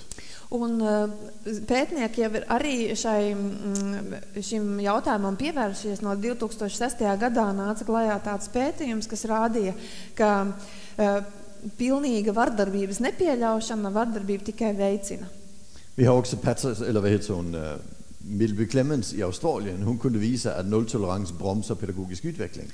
Un arī ir viens pētījums no Austrālijas zinātniekiem, kuros viņi rāda, ka teiksim, absolūta vardarbības nepieļaušana kavē pedagoģisko attīstību. Och sen har vi en dansk studie som från 2014. Den kunde visa att när vi polisanmäler, där fyrdubblar vi sjukskrivningen hos den som blir utsatt. Un 2014. gadā ir Dānijā arī nācis klajā tāds pētījums, kas rāda, ka tajos gadījumos, kad darbinieki ir par vardarbības epizodēm ziņojuši policijai, tad 4 reizes palielinās risks, ka šie darbinieki ka viņiem ir ilgtermiņa darba nespējas lapa. Och hade vi istället sagt nej, någon fick stryk, där måste vi titta på hur vi jobbar och göra förändringar, där får vi bort sjukskrivningarna. Un tajā brīdī, kad mēs šiem darbiniekiem sakam, nē, bet ja jūs kāds sita, tad mums acīmredzot ir jāapsēžās un jāpārdomā rūpīgi, kā mums strādāt un ko mums pārmainīt, tad tajā brīdī arī šī slimošana ievērojami samazinājās. Så vi polisanmäler inte, vi tar reda på hur vi ska förändra våra metoder och våra verktyg. Tā kā mūsu darbā mēs neziņojam policijai par šādām epizodēm, bet tā vietā mēs paši domājam, kā mēs strādājam un ko mums nepieciešams mainīt. Alla de här historierna från verkstaden, Visi šie stāsti par autodarbnīcu. alltså det är sådana jag hittat på. Es viņus, protams, esmu izdomājis. Det finns ju inga sådana verkstäder, eller hur? Jo, protams, ka šāda autodarbnīca nav. Alltså bara skolor och verksamheter för personer med särskilda behov som tänker så. Ir tikai skolas un dienas centri un aprūpes iestādes, kas domā šādi. Och ibland även föräldrar, eller hur? Un reizēm arī vecāki, vai ne? Nej, men verkstäder ska ju inte tänka så. Jo autodarbnīcā mēs nevaram atļauties tā domāt. Fast jag har faktiskt en sann historia från en verkstad. Kaut gan man īstenībā ir arī viens patiesas stāsts par piedzīvojumiem autodarbnīcā. Vi har fått en svärdotter Mums ģimenē ir vedekla, och hon satt i mitt kök och sen sa hon, jag har en verkstadshistoria till dig. ar kuru mēs reiz sēdējām virtuvē, un viņa man saka, klausies, man tev ir stāstiņš par autodarbnīcu. Hon hade lämnat in sin bil på verkstad. Viņa savu mašīnu bija nodevusi servisā, Och när hon kom tillbaka var det en byla i dörren. un kad viņa atnāca mašīnai pakaļ, tad durvis bija iedauzītas. Och så säger hon till mekanikern, det är en byla i dörren. Un viņa saka, mehāniķim, skaties, tad durvis ir iedauzītas. Och han säger, ja. Jā, viņš piekrīt. Och hon säger, men det var det inte när jag lämnade in den. Bet klausies, kad es mašīnu tev atdevu, tad tādas tur nebija. Och han säger, nej. Nē. Och så sa hon, men vad har hänt? Bet kas ir noticis? Jo, sa han, jag kom åt den med knät. Jā, es gāju garām un tur uzsita celi. Och så säger hon, men ska inte du fixa det då? Bet vai tad tev nebūtu tas arī jāsalabo tad? Och sen, nej. Och sen sa hon, varför inte? Un viņš teica, nē. Tā vedekla brīnījās, kāpēc nē. Och så säger han, men din bil har ju redan en repa där fram. Bet skaties, to mašīnai tur priekšā arī jau ir noskrāpēts. Så han tyckte att när det redan var fel på bilen gjorde det inte så mycket att den fick en byla till. Tā kā viņa skatījumā, ja mašīnai jau kaut kas bija bojāts, tad tas viens bojājums vairāk vai mazāk tam nebija nekādas nozīmes viņa acīs. Hon gick upp till chefen och hon fick en ny dörr. Un tad viņa aizgāja pie darbnīcas vadītāja un dabūja mašīnai jaunas durvis. Men den här tanken han hade, den är ganska skrämmande. Bet šīs te domāšanas veids, tas ir diezgan atbaidošs. Är det redan fel på barnet behöver vi inte vara så försiktiga. Tas nozīmē, ja ar bērnu jau kaut kas nav kārtībā, tad mums nav jābūt īpaši uzmanīgiem arī turpmāk. Risken att utsättas för våld från personal är 1000 gånger så stor om du har autism än om du är helt vanlig. Det här är statistik från Köpenhamn. Un mums ir dāņu pētījumi par to, ka cilvēkam ar autismu ir 1000 reižu lielāks risks tikt pakļautam vardarbībai nekā parastam cilvēkam. Och så kan vi inte ha det. Un tā mēs nevaram dzīvot. Alltså personer med särskilda behov, de tål mindre än vanliga människor. Jo cilvēki ar speciālām vajadzībām, viņi spēj izturēt mazāk nekā parasti. Och därför ska vi ju inte utsätta dem för våld. Un tieši tāpēc mēs viņus nedrīkstam pakļaut vardarbībai. Och vi ska inte jaga dem och brotta ner dem när de försöker sticka sin väg. Un tad, kad viņi cenšas no mums aizbēgt, mums nav viņiem jāskrien pakaļ un viņi jānogāž uz grīdas. Vi ska ha metod som att få dem att vilja stanna och sen ska vi ha metod för att få dem att komma tillbaka. Mums ir vajadzīgas metodes, kas ļautu viņiem palikt situācijā un ļautu viņiem nomierināties un atgūt sevi. Men har du inte rätt verktyg, då finns det risk att du använder släggan. Bet ja jūsu rīcībā nav pareizie darbarīki, tad pastāv liels risks, ka jūs izmantosiet spēku. Och vi kan inte ha metod som riskerar skada bilen. Det blir ingen bra verkstad. Un mēs taču nevaram izmantot tādas metodes, kas autodarbnīcā sabojā mašīnu. Det här kommer vi tillbaka till i eftermiddag. Pie tā mēs vēl pēcpusdienā atgriezīsimies. Det här är mitt sätt att säga saker på. Då kan vi diskutera. Kan man säga det på ett annat vis? Ja, det kan man. Det finns vissa av mina kollegor, de säger samma sak, fast lite snällare. Tā, šis ir mans domāšanas veids. Vai to pašu varam formulēt arī citādi? Protams, varam. Man ir citi kolēģi, kas to pašu varbūt tādā laipnākā, mīlīgākā formā izsaka. Och en av mina kollegor, han heter Ross Green och han säger det jättesnällt. Un man viens no maniem kolēģiem, Ross Girīns, to pašu pasaka ļoti laipnā formā. Han säger människor som kan uppföra sig gör det. Viņš saka, cilvēki, kas var labi uzvesties, tā arī rīkojas. Och det han menar det är att de som kan uppföra sig, de gör det. Och de som inte kan, ja, de gör det inte. Un viņš mēģina ar to pateikt, tie, kas var labi uzvesties, tie arī uzvedas labi. Tie, kas nevar labi uzvesties, tie arī neuzvedas labi. Och det här kan, det handlar om förmåga och förväntan. Un šeit ir runa par spēju un mūsu gaidām. Och den som inte uppför sig, det är nog för att vi har för höga förväntningar. Un mēs varam teikt, ka daudzos gadījumos mums ir jājautā sev, vai mūsu gaidas nav pārāk augstas. Och det kanske kan vara förväntningar på de här förmågorna. Un runa ir par gaidām attiecībā uz šādām cilvēku spējām. Förmåga att förstå konsekvenser av eget handlande. Piemēram, spēja saprast savas rīcības sekas.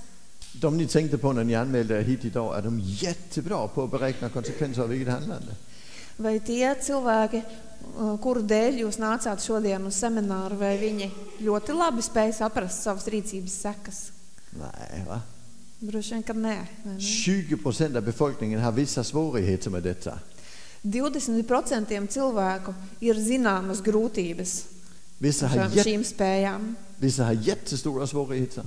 Un daļai ir ļoti lielas grūtības. Det är de som häller vatten i ett glas och som blir de överraskade när det rinner över.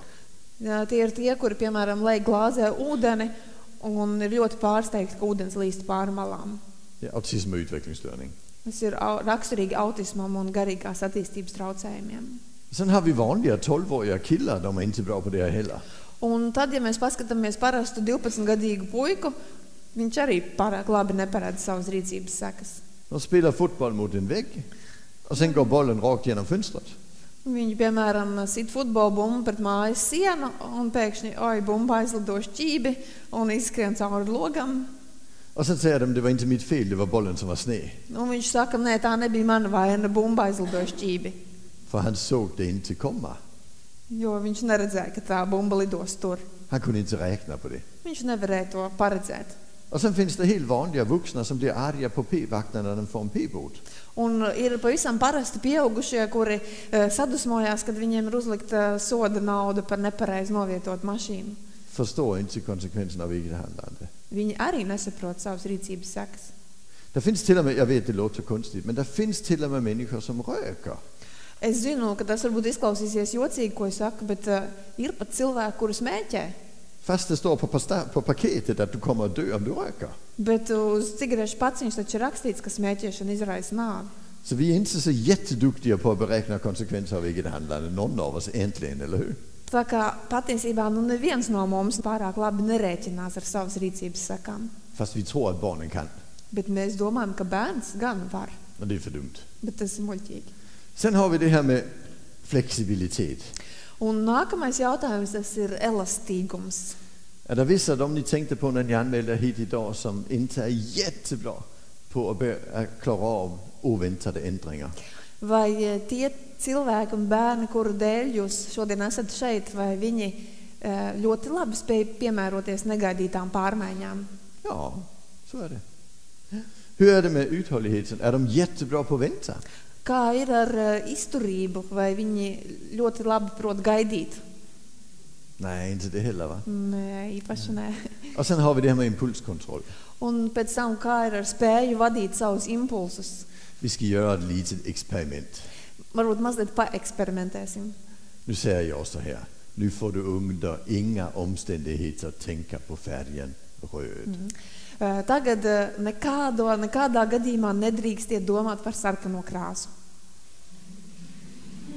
Hur gick det? Kā jums izdevās? Du tänkte på färgen röd. Jūs, protams, domājat par sarkano krāsu. Fast jag sa du inte fick. Bet es teicu, ka nē. Nej, för att jag sa du inte fick. Tieši tāpēc, ka es jums teicu, ka jūs to nedrīkstat. Du kunde inte hålla tillbaka impulsen. Jūs nevarējāt noturēt savus impulsus. Men det var jag som startade impulsen. Bet šo impulsu ievadīju es. Och ni är ändå ganska väl fungerande. Un jūs taču esat normāli funkcionējoši. 5% av alla 14-åringar kan inte hålla tillbaka impulser i handling. No visiem 14 gadniekiem 5% nespēja rīkojoties valdīt pār saviem impulsiem. Och det innebär att om du säger till honom du får inte slå din kompis. Un kas nozīmē, ka ja jūs viņiem sakat, tu nedrīkst sist savu draugu, Så är det. tieši tā tas notiek. Så vi måste ha regler som handlar om vad man ska göra, inte vad man inte ska göra. Tāpēc mums daudz vairāk jārunā par to, kas ir šim cilvēkam jādara, nevis tas, ko viņš nedrīkst darīt. Och sen har vi sociala förmågor. Un tad mēs parunāsim arī par sociālajām prasmēm. Liten historia. Mazs piemērs. Jag jobbade med en kille för några år sedan. Han var 22 år gammal. Pirms pāris gadiem es strādāju ar kādu puisi, 22 gadus vecu. Och han sa till mig, jag får inte handla på affären längre. Viņš teica, man vairs neļauj iepirkties veikalā. Så sa jag, varför inte? Kāpēc ne? Så han, jo, de säger att jag slåss när jag går till affären. Viņi saka, ka es kaujos katru reizi, kad eju uz veikalu. Så sa jag, gör du det? Tu to tiešām dari? Så sa han, nej, det är aldrig jag som börjar. Nē, es nekad neesmu tas, kas iesāk. Så okej. Då tänkte jag, Labi. vi får nog gå och handla du och jag, för jag vill se vad som händer. Bet labi, varbūt iesim iepirkties kopā, jo es gribu redzēt, kas īsti tur notiek. Och sen åkte vi till en annan stad och gick på affären där, för då kände de inte honom. Un tad mēs aizbraucām uz citu pilsētu un aizgājām uz veikalu, kur viņu neviens nepazīst. Och sen gick han in med en korg på armen, Viņš paņēma iepirkumu groziņu, iegāja veikalā, köpte en liter mjölk nopirka pienu och sen gick han ner och ställde sig i kö. un paņēma pienu, ielika groziņā un iestājās rindā. Och sen efter ett litet tag, där flyttar kön sig framåt. Un pēc maza brītiņa rinda sāk virzīties uz priekšu, Det gjorde inte han. bet viņš nē. Och så blev det större och större lucka framför magen på honom. Un viņa priekšā tas attālums, tukšais attālums sāka veidoties aizvien lielāks un lielāks. Och när den blev precis 1 meter, Un tad, kad tur bija tieši 1 metrs, då fick de bakom ångest. tad tie aizmugurē sāka satraukties. Ni vet, i magen. Jūs zināt, kāda sajūta ir vēderā? Panika. Ja, och sen sa de, förlåt, står du i kö? Tad viņi tur sāka runāt, klausi, atvainojiet, jūs stāvat rindā? Men han svarade inte, för de pratade ju bakom honom och han pratade bara med dem som var framför. Bet viņš neatbildēja, jo tie tur runā kaut ko aiz muguras, bet šis puisis sarunājas tikai tiem, kas stāv viņam priekšā. Och sen till slut gjorde de så här, duk, duk. Un tad viņi sāka viņam klapēt pa muguru. Och det gjorde han så här, va? Viņš Ska du slåss? Ko? Klausamies? Det blev inte bra. Tas nebija labi, vai ne? Vi försökte träna med honom. Un mēs mēģinājām viņu trenēt. Vi sa så här till den framför. Mēs viņam likām nostāties šādi. Så ibland kan man kolla om de har börjat flytta sig. Tā kā kad priekšējiem cilvēkam jāstāv apmēram tādā attālumā, un ar tādu rokas palīdzību tu vari pārbaudīt, vai tev ir laiks pārvietoties uz priekšu. Fast det funkade inte. Bet tas īpaši labi nedarbojās. Han stod så här. Viņš vienalga stāvēja un skatījās grieztos. Men sen så han handlade på 7-Eleven istället. Tā kā tam viņš gāja uz kādu kiosku drīzāk iepirkties, För det var aldrig kö. jo tur nekad nebija rinda. Men det blev jättedyrt. Bet iepērkoties kioskā, tie paši produkti maksā daudz dārgāk. Sen ringde han mig efter ett halvår. Pēc pusgada viņš man piezvanīja. Så sa han, ja men jag får handla på affären igen. Viņš teica, tagad es atkal varu iet veiklā iepirkties. Jag sa, okej, har du tränat? Vai tu esi kaut ko iemācījies? Nej, sa han, det är alla andra som har slutat slåss. Nē, bet visi pārējie ir beiguši kauties. Okej, sa jag. Men varför? Kāpēc? Jo, sa han, jag har köpt en magisk pannlampa. Es esmu nopircis maģisko pieres lampu. Så när jag går in i affären, då tänder jag pannlampan. Kad es ieju veikalā, tad es šo lampiņu ieslēdzu. Och sen handlar jag, och så ställer jag mig i kö, och sen betalar jag, och sen går jag ut, och sen släcker jag. Funkar klockrent. Un tad es iepērkos, paņemu visu produktus, pieeju, samaksāju, un kad es izēju ārā no veikala, tad es šo lampiņu izslēdzu. Un tas darbojās perfekti. Vad är det som händer? Kas notiek? Jo, vi har ändrat omgivningens förväntningar. Mēs esam mainījuši apkārtējo gaidas. När det står en 22-årig man på 2,10 meter med en tänd pannlampa i pannan i affären, gör det ingenting att det blir en lucka framför magen, för folk tänker han är nog inte vanlig. Jo, kad mēs redzam, ka 22 gadus vecs vīrietis veikalā stāv ar iepirkumu groziņu un pieres lampu ieslēgtu, tad mēs saprotam, ka tas nekas, ja viņa priekšā tur veidojās tas tukšums, jo viņš droši vien nav parasts. Så helt vanliga människor kan förändra sina förväntningar. Tā kā pat pilnīgi parasti cilvēki spēj mainīt savas gaidas. Därför är det ett stort problem om vi inte kan. Un, ja mēs to nespējam, tad tā mums ir liela problēma. Där har vi de flesta konflikter i familjer med barn med särskilda behov. Un tas pats attiecas arī uz vairumu konfliktu ģimenēs, kuras audzina bērnus ar speciālām vajadzībām. Mellan 4:30 och 6:30 på kvällen. Starp pulkstens 4:30 un 7:00 vakarā. Varför? Kāpēc? För att mamma och pappa lagar mat. Jo tētis un mamma tajā laikā gatavo ēst. Och barnen får fixa sig själva. Un bērniem pašiem jātiek galā ar sevi. Och det är de inget bra på, eller hur? Un viņi to īpaši labi nespēja, vai ne? Men vi har ibland för höga förväntningar på att de klarar av situationen. Jo mums bieži vien ir pārāk lielas gaidas, ka viņi paši labi tiks galā ar situācijām. När våra barn var små, där hade vi en minibuss. Kad mūsu bērni bija mazi, mums bija minibusiņš. Och sen hade vi 5 barn och en vuxen där bak och en vuxen och Sofie där fram. Tad mēs sēdējām, priekšā sēdēja viens pieaugušais un Sofija, un aizmugurē 5 bērni un viens pieaugušais. Varför? Kāpēc? För hon kunde inte sitta med sina syskon där bak. Det blev inte bra. Tāpēc, ka viņa tur aizmugurē nevarēja sēdēt kopā ar saviem brāļiem un māsām. Tas nekad negāja cauri. Hon har inte tillräckliga sociala förmågor när hon var 10 år gammal till att dela baksäte med ett syskon. Jo tad, kad viņa 10 gadu vecumā, viņas sociālās prasmes nebija pietiekamas, lai viņi varētu sēdēt vienā aizmugurējā sēdeklī kopā ar saviem brāļiem un māsām. Och då får vi anpassa våra förväntningar. Un tad mums vienkārši ir jāsamēro savas gaidas ar reālo situāciju. Sen har vi stresstålighet. Tad izturība pret stresu. De ni tänkte på när ni anmälde er hit idag, är de jättebra på att handskas med stress i vardagen? Vai tie cilvēki, kuru dēļ jūs šodien esat šeit, vai viņi ļoti labi tiek galā ar stresu? Nej. Ja. Nē. Och hur är det med kommunikationsförmåga? Un kā ir ar viņu komunikācijas spējām? Har ni ibland problem för att den personen har svårt att uttrycka sig så du kan förstå det och du har svårt att uttrycka det så han kan förstå det? Vai jums kādreiz ir grūtības saprast, ko šis cilvēks vēlas jums izteikt, un vai jums ir grūtības izteikties tā, lai šis cilvēks varētu jūs saprast? Ja, så är det. Jā, tā tas ir.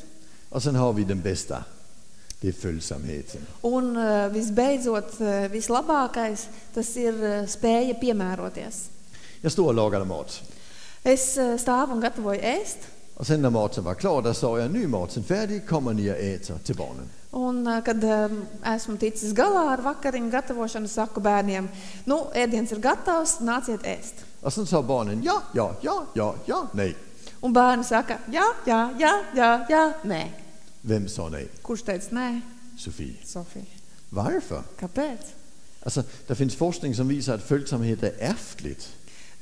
Ir taču tādi pētījumi, kas pierāda, ka spēja piemēroties ir iedzimta. De har samma föräldrar som de andra. Viņiem taču tie paši vecāki, kas visiem pārējiem bērniem. Jo, det är en liten faktor som vi måste ta med i detta. En liten faktor. Ja. Det kommer långt sen. Så du får, Jā, bet šeit ir viens neliels fakts, kas mums ir jāņem vērā. 2 exempel. 2 piemēri. Du är på fest. Jūs esat ballē. Du träffar en person du inte träffar på 15 år. Jūs satiekat kādu cilvēku, kur neesat redzējis 15 gadu. Och sen säger du, ja men hej! Un jūs sakat, bet sveiki! Vad har du gjort i alla de här åren? Ko tu visu šos gadus esi darījis? Och så säger han, jag har varit i Berlin. Un viņš saka, jā, es esmu bijis Berlīnē. Vad häftigt, säger du. Är det kul i Berlin? Cik superīgi, vai bija forši dzīvot Berlīnē? Så, ja, alltså, jag tänker flytta hem nu. Jā, bet tagad pienāca laiks pārcelties mājās. Ja, men vad bra, säger du, vi måste ju träffas. Un jūs sakat, cik forši, mums noteikti jāsatiekās. Ja, absolut, säger han, det ska vi. Jā, pilnīgi noteikti tas mums jādara. Och så säger du, när flyttar du hem? Un jūs jautājat, un kad tu pārcelies? Ja, på lördag, säger han. Sestdien. Okej, säger du. Och så säger han, du förresten, har du lite tid över på lördag eftermiddag? Un tad šis cilvēks mums saka, Klau, vai tev varbūt ir mazliet brīva laika sestdienas pēcpusdienā? Säger du, varför? Kāpēc? Jo, säger han, för vi kommer med bilen lördag eftermiddag. Vi har fått den här lägenhet på 4:e våningen och vi behöver lite hjälp att lyfta in möblerna. Jā, tu zini, saprot, mēs sestdienas pēcpusdienā tad atgriežamies ar mašīnu no Berlīnas un mums, saprot, mēs tagad dzīvosim 4. stāvā, mums vajadzētu bišķiņ palīdzēt tur uznest visas mantas un mēbeles. Och du tänker, ja, 4:e våningen. Un jūs domājat, ārprāts. Jag kommer få så ont här bak på låren och jag har uppe i ryggen. Jag Pēc vet ju šitā det. tā sāpēs mugura. Jag är för gammal för sånt. Es esmu pa vecu, lai kaut ko tādu darītu. Och sen säger du, Un Ja, tad men det- jūs sakāt, ja men det är klart jag hjälper till ett par Prova. timmar i alla fall. bet, protams, ka es jums varu palīdzēt. Eller hur? Vai ne? För du är så följsam. Jo jūs spējat piemēroties. Du har en tendens att råka säga ja även när du borde sagt nej. Un jums ir tāda tendence, ka jums gadās pateikt jā, pat tad, kad jums būtu vajadzējis teikt nē. För sådana är vi. Jo tādi mēs esam. Och det är bra. Un tas ir labi. För då kan vi samarbeta. Tāpēc, ka tad mēs varam sadarboties. Men sen har vi en annan situation. Bet cita situācija. Du kommer gående ner på stan. Jūs ejat pa pilsētu Du träffar den mest attraktiva person du någonsin träffat på. un pēkšņi jūs redzat, ka jums pretī nāk viens visapbrošākais cilvēks, kādu jūs jebkad esat redzējis. Precis rätt kön, det du gillar. Un tieši no tā dzimuma, kas jums patīk. Precis rätt ålder också. Tieši pareizā vecuma. Och sen säger personen, kolla, alltså, du kanske kan hjälpa mig. Un šis cilvēks saka, skat, varbūt jūs varat man palīdzēt. Jag har varit här borta och vunnit en resa, romantiska Hawaii. Es nu pat kā esmu laimējis romantisku ceļojumu uz Havaju salām. 2 veckor i dubbelrum på ett lyxhotell i Honolulu och 4 middagar på Michelin-restauranger och utflykter och allt möjligt. Jā, tas ir 2 nedēļas luksus viesnīcā Honolulu, 2-vietīgā istabiņā, 4 vakariņas Michelin restorānos, visādas ekskursijas. Och jag har inga att åka med. Un man nav ar ko braukt. Skulle du vilja åka med? Vai jūs gribētu braukt kopā ar mani? Och vad kommer du att säga? Ko jūs teiksiet? Du kommer att säga nej. Jūs teiksiet nē. Varför? Kāpēc? Vill du hellre ha ont i ryggen på lördag? Jūs labāk izvēlaties muguras sāpes sestdienas pēcpusdienā? Ja. För du vet att du kommer att få ont i ryggen på lördag, men du vet inte vad som kommer att hända om du åker till Hawaii. Un tas ir tāpēc, ka jūs zināt, kas notiks tad, kad jums sāp mugura sestdienas pēcpusdienā, bet tad, kad jūs aizbrauksiet uz Havaju salām, jūs nespējat paredzēt, kas notiks. Och vi tackar inte ja till det vi inte vet vad som kan hända.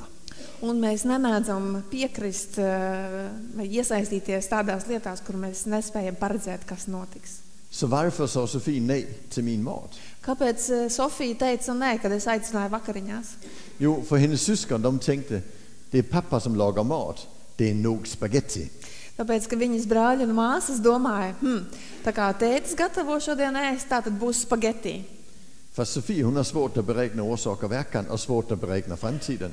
Bet Sofija ir grūti saprast cēloņu sakarības, un viņai ir grūti paredzēt nākotni. Så hon tänker, fan, vem vet om det är grodben? Un tāpēc viņa domā, ak, Dievs, kas to zina, varbūt būs varžu kājiņas. Så det är bäst att tacka nej. Tāpēc labāk teikt nē. Så jag var tvungen att säga till Sofie, nu är det mat, det är spaghetti. Kommer du att äta? Tāpēc man Sofija ir jāsaka, tagad ēdīsim spagetti, nāc pie galda. Och sen var vi lite nervösa den 10 september. Un 10. septembrī mēs bijām mazliet satraukušies visi, Sofie skulle gifta sig jo Sofijai bija kāzas, och man måste ju säga ja. un kāzās taču ir jāsaka jā. Och man vet inte vad som kommer att hända. Mēs taču nezinām, kas notiks. Men det var en jättebra vigselförrättare. Bet viņiem kāzās bija ļoti labs laulību ceremonijas vadītājs, Hon sa, nu ska jag ställa en fråga och ni ska bara svara ja. kas teica, tagad es uzdošu jautājumu, un jums tikai jāatbild ar jā. Struktur, Struktūra, förutsägbarhet. iepriekš paredzamība. Och Sofie sa ja. Un Sofija teica jā. Och det blev bra. Un sanāca ļoti labi. Så ska det vara. Tā tam jābūt. Vi måste anpassa. Mums ir jāpiemērojas. Det var Greens sätt att tänka. Tāds ir mans domāšanas veids. Och det har visat sig väldigt effektivt i forskningen. Un tas ir arī pierādījies kā ļoti efektīvs, to apliecina dažādi pētījumi. Det har visat sig att utbildar vi fängelsepersonal i detta sättet att tänka, då halverar vi återfallet i kriminalitet.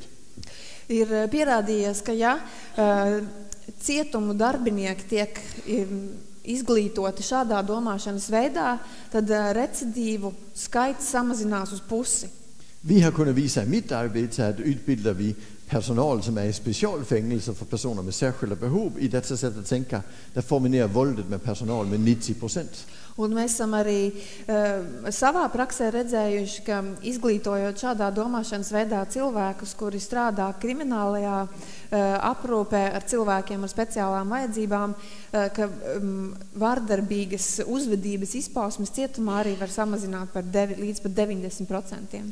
Och i skolan i Sverige har vi kunnat visa i en kommun som heter Essunga att om vi tror att eleverna gör sitt bästa och om de misslyckas, då är det fel på undervisningen. Om skolan tror det, kan vi bli Sveriges kommun med bäst prestationer bland eleverna i skolan. Un arī skolā mēs esam pārliecinājušies, ka tās skolas, kuras tiešām arī pieņem šo domāšanas veidu un ir pārliecināti, ka skolēni vienmēr dara vislabāko, ko viņi spēja, un ja viņi nespēja uzrādīt labus rezultātus, tad kaut kas nav kārtībā ar mūsu mācību metodēm. Pašvaldība, kuras skolas pieņem šādu domāšanas veidu, drīz vien uzrāda ļoti labus rezultātus visas Zviedrijas līmenī. Så det är effektivt. Tā kā tas ir tiešām iedarbīgi. Det enda problem jag har med detta sättet att tänka, det är att det är svårt att komma ihåg. Vienīgā problēmiņa ar šo domāšanas veidu ir tā, ka ir grūti to vienmēr paturēt prātā. Och då finns det risk att jag trillar dit. Un pastāv risks, ka es nokrītu atpakaļ vecajās sliedēs. Och börjar ta till metoder som jag lärde mig hemma hos min mamma. Un sāku izmantot tādas metodes, ko es iemācījos mājās no savas mammas. Exempel. Piemēram. Jag fick första jobbet som psykolog i barnpsykiatrin. Mans pirmais darbs, psihologa darbs, bija bērnu psihiatriskās aprūpes nodaļā. När jag hade jobbat ungefär 4 dagar tror jag. Un es biju nostrādājis kādas 4 dienas. Så hörde jag en jättesmäll ut i väntrummet. Es sēžu kabinetā, dzirdu, ka ārā uzgādājumā telpā milzīgs blīkšķis. Så jag gick ut i väntrummet. Es izgāju tur pastīties, kas notiek. Och där står en 14-årig kille, han har tagit en stol och slängt in i akvariet. Un es redzu, ka tur stāv 14-gadīgs puisis, kurš ir paņēmis krēslu un ietriecis to krēslu akvārijā. Och så står jag och tittar på det och tänker, jag måste nog göra något. Un es stāvu un skatos uz šo ainu un saprotu, ka kaut kas man jādara. Och sen tänkte jag, vilken tur jag är nyutbildad, för då har jag ju precis lärt mig hur man gör. Un es domāju, kāda laime, ka esmu tikko beidzis augstskolu, jo es taču esmu iemācījies, kas man jādara. Nej, Nē. de glömde lära oss det på universitetet. Universitātē šito mums aizmirs iemācīt. Så jag blev lite ställd. Tā kā es biju pārsteigts. Men då tänkte jag kanske kan räkna ut det. Bet varbūt es varu izdomāt, ko darīt. Vad skulle Sigmund Freud gjort? Ko Zigismunds Freids būtu darījis šajā situācijā? Ingen aning. Nav nejausmas.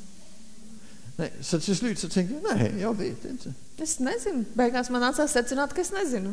Men så tänkte jag, vad skulle mamma gjort? Bet tad es domāju, bet ko mamma būtu darījusi? Och sen gjorde jag det. Un to es arī darīju. Och det var dumt. Un tas bija ļoti muļķīgi. Av en väldigt enkel orsak. Ļoti vienkārši iemeslu dēļ. Min mamma var florist. Mana mamma bija floriste. Jag har aldrig jobbat i ett psykiatriskt sammanhang där vi ringde blomsterhandlaren för att fråga om råd. Bet strādājot psihiatriskajā aprūpē, mēs laikam nekad neesam zvanījuši uz floristu veikalu un jautājuši padomu viņiem. Alltså vi förväntar inte att de kan sånt. Kā mēs nevaram sagaidīt, ka viņi mācētu to, kas vajadzīgs mums. Och jag visste inte heller riktigt vad min mamma skulle gjort. Un es arī nebiju īsti droši, ko mana mamma būtu šajā situācijā darījusi. För jag har aldrig slängt stolar in i akvarier. Jo es nekad neesmu triecis krēslu akvārijā. Men jag hade en föreställning. Bet es varēju iedomāties. Och det var dumt. Un tas bija muļķīgi. Tänk så här. Vi visste några saker redan. Iedomājieties, dažas lietas mums jau bija zināmas. Till exempel, det var i BUPs, barnpsykiatrins väntrum. Tā galu galā bija bērnu psihiatriskās nodaļas uzgaidāmā telpa. Vem sitter i barnpsykiatrins väntrum? Kas sēž šādā uzgaidāmajā telpā? Det gör de det vanliga inte funkar på. Tur sēž tie cilvēki, uz kuriem parastās lietas un metodas nedarbojas. Hade det vanliga funkat på dem, då hade de inte suttit där. Jo, ja parastās metodas būtu darbojušās, viņiem nebūtu jāsēž šeit. Så det visste vi ju redan. Tā kā to jau mēs zinājām. Vad visste vi om min mamma? Bet ko zināja mana mamma? Att hon hade vanliga barn Viņai taču bija parasti bērni och vanliga metoder. un parastas metodas. Så vi vet att det hon gjorde funkar inte på honom. Tā kā mēs jau zinājām, tas, ko viņa darīja, tas nedarbojās uz šiem bērniem. Sen visste vi lite till. Un mēs zinājām vēl kaut ko. Vad händer med linoleum när det kommer 650 liter akvarievatten ut på golvet? Kas notiek ar linoleja grīdu, kad uz tās izgāžam 650 litru ūdens? Det blir halt. Tā kļūst slidena. Och vad visste vi om psykologen? Ko mēs zinām par psihologiem? Han blev psykolog på grund av balanssvårigheter. Ka es kļuvu par psihologu tāpēc, ka man bija līdzsvara problēmas. Det är så jävla dumt. Tas ir tik muļķīgi. Så jag gick framåt så tog jag Es honom vienkārši piegāju, satvēru viņu, och han gjorde så här. un viņš, Och jag gjorde så här. Bang! es, protams, nokritu. Och jag landade på en guldfisk.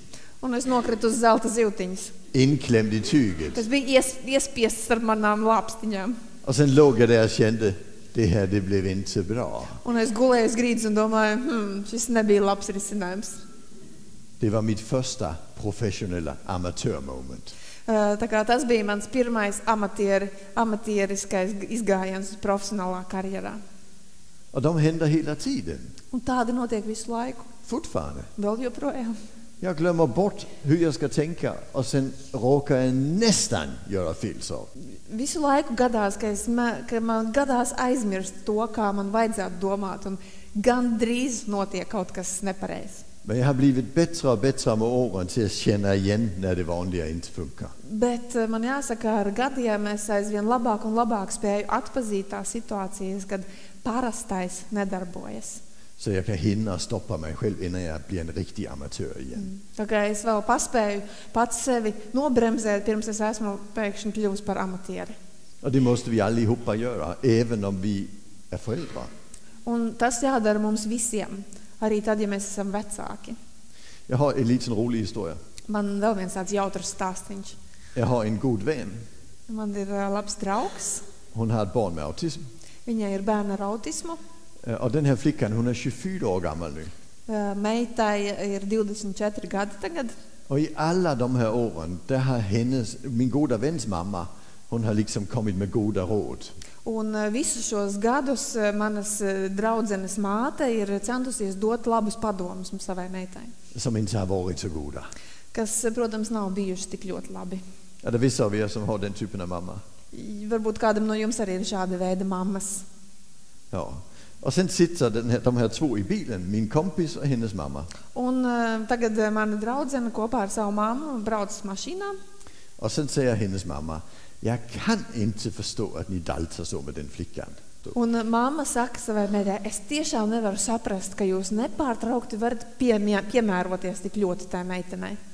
Och sen sa min kompis, Un man draudzene atbildēja, du har fullkomligt rätt. viņa saka, tev ir pilnīgi taisnība. Du kan inte förstå.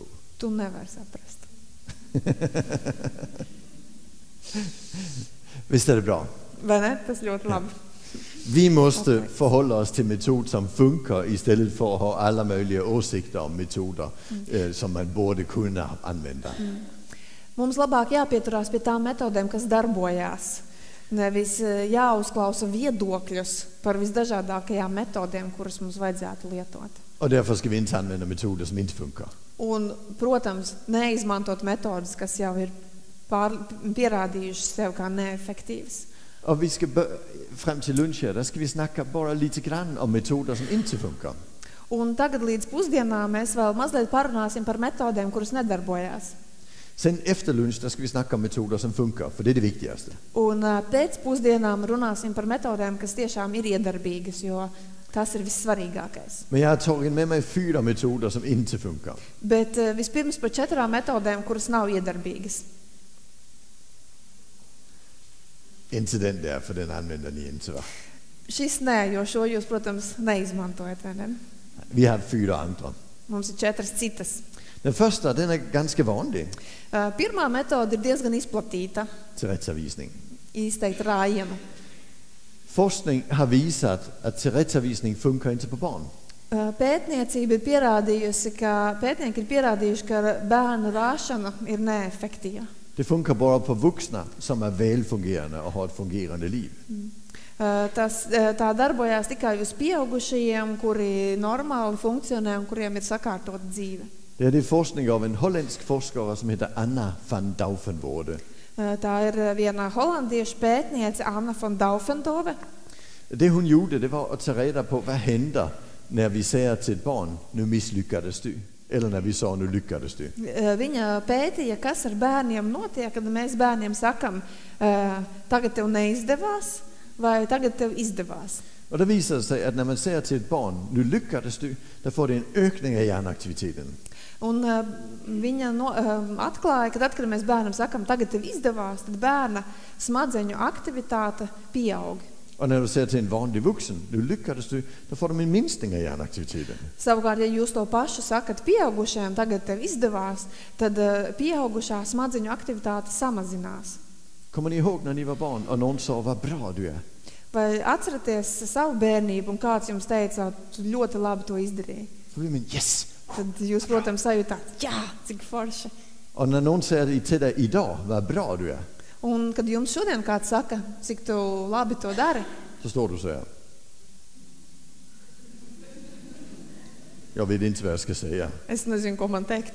Det är helt tomt i huvudet. Galva pilnīgi tukša. Hjärnaktiviteten. Smadzeņu aktivitāte ir 0. Men om man sen sa till den samma vuxna, nu blev det fel. Bet tāpat laikā, ja kāds jums tagad teiktu, tagad tu izdarīji nepareizi. Whoop. Smadzeņu aktivitāte. Och sen, vad blev det fel? Vad konstigt. Ko, cik jocīgi, kas notika tagad, ko es izdarīju nepareizi? Då måste jag ändra mig. Kaut kas jādara. Men om vi sa till barnet, nu blev det fel. Bet ja mēs bērnam sakam, tu izdarīji nepareizi, Ingen hjärnaktivitet. smadzeņu aktivitātes nav. Jag kommer ihåg hur det var när jag var 10. Es atceros sevi kā 10-gadnieku. Min mamma, hon sa till mig, nej, nu lägger jackan på golvet igen. Mamma teica, ak, Dievs, atkal tu to jaku nomet uz grīdas. Slänger barn i Lettland också jackorna på golvet? Vai bērni Latvijā arī nomet savus drēbes uz grīdas? Och jag tänkte, hur kan hon bli överraskad? Un es domāju, kā viņu tas vēl joprojām var pārsteigt? Den hamnar ju alltid på golvet. Es vienmēr nometu uz grīdas. För jag förväntade mig inte att lyckas. Jo es nesagaidīju, ka man kaut kas izdosies. Och orsaken till det är egentligen väldigt enkel.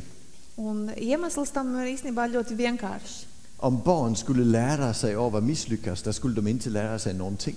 Jo, ja bērni mācītos no tā, ka viņiem neizdodās, tad viņi vispār neko neiemācītos. För vad är det vi gör som vuxna när vi misslyckas? Jo, ko mēs pieaugušie darām, kad mums kaut kas neizdodas?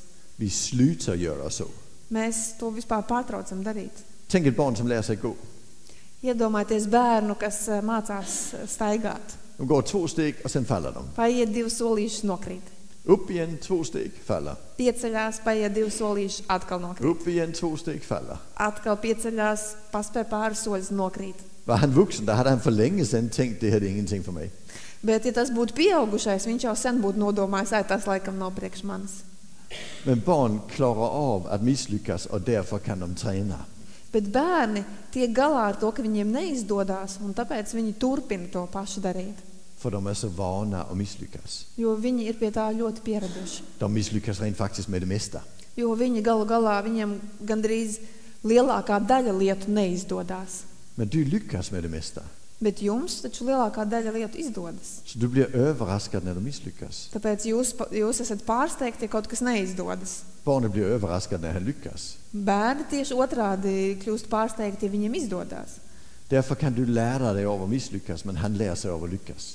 Tāpēc jūs pieaugušie mācāties no situācijām, kad jums neizdodas, bet bērni mācās no situācijām, kad viņiem izdodas.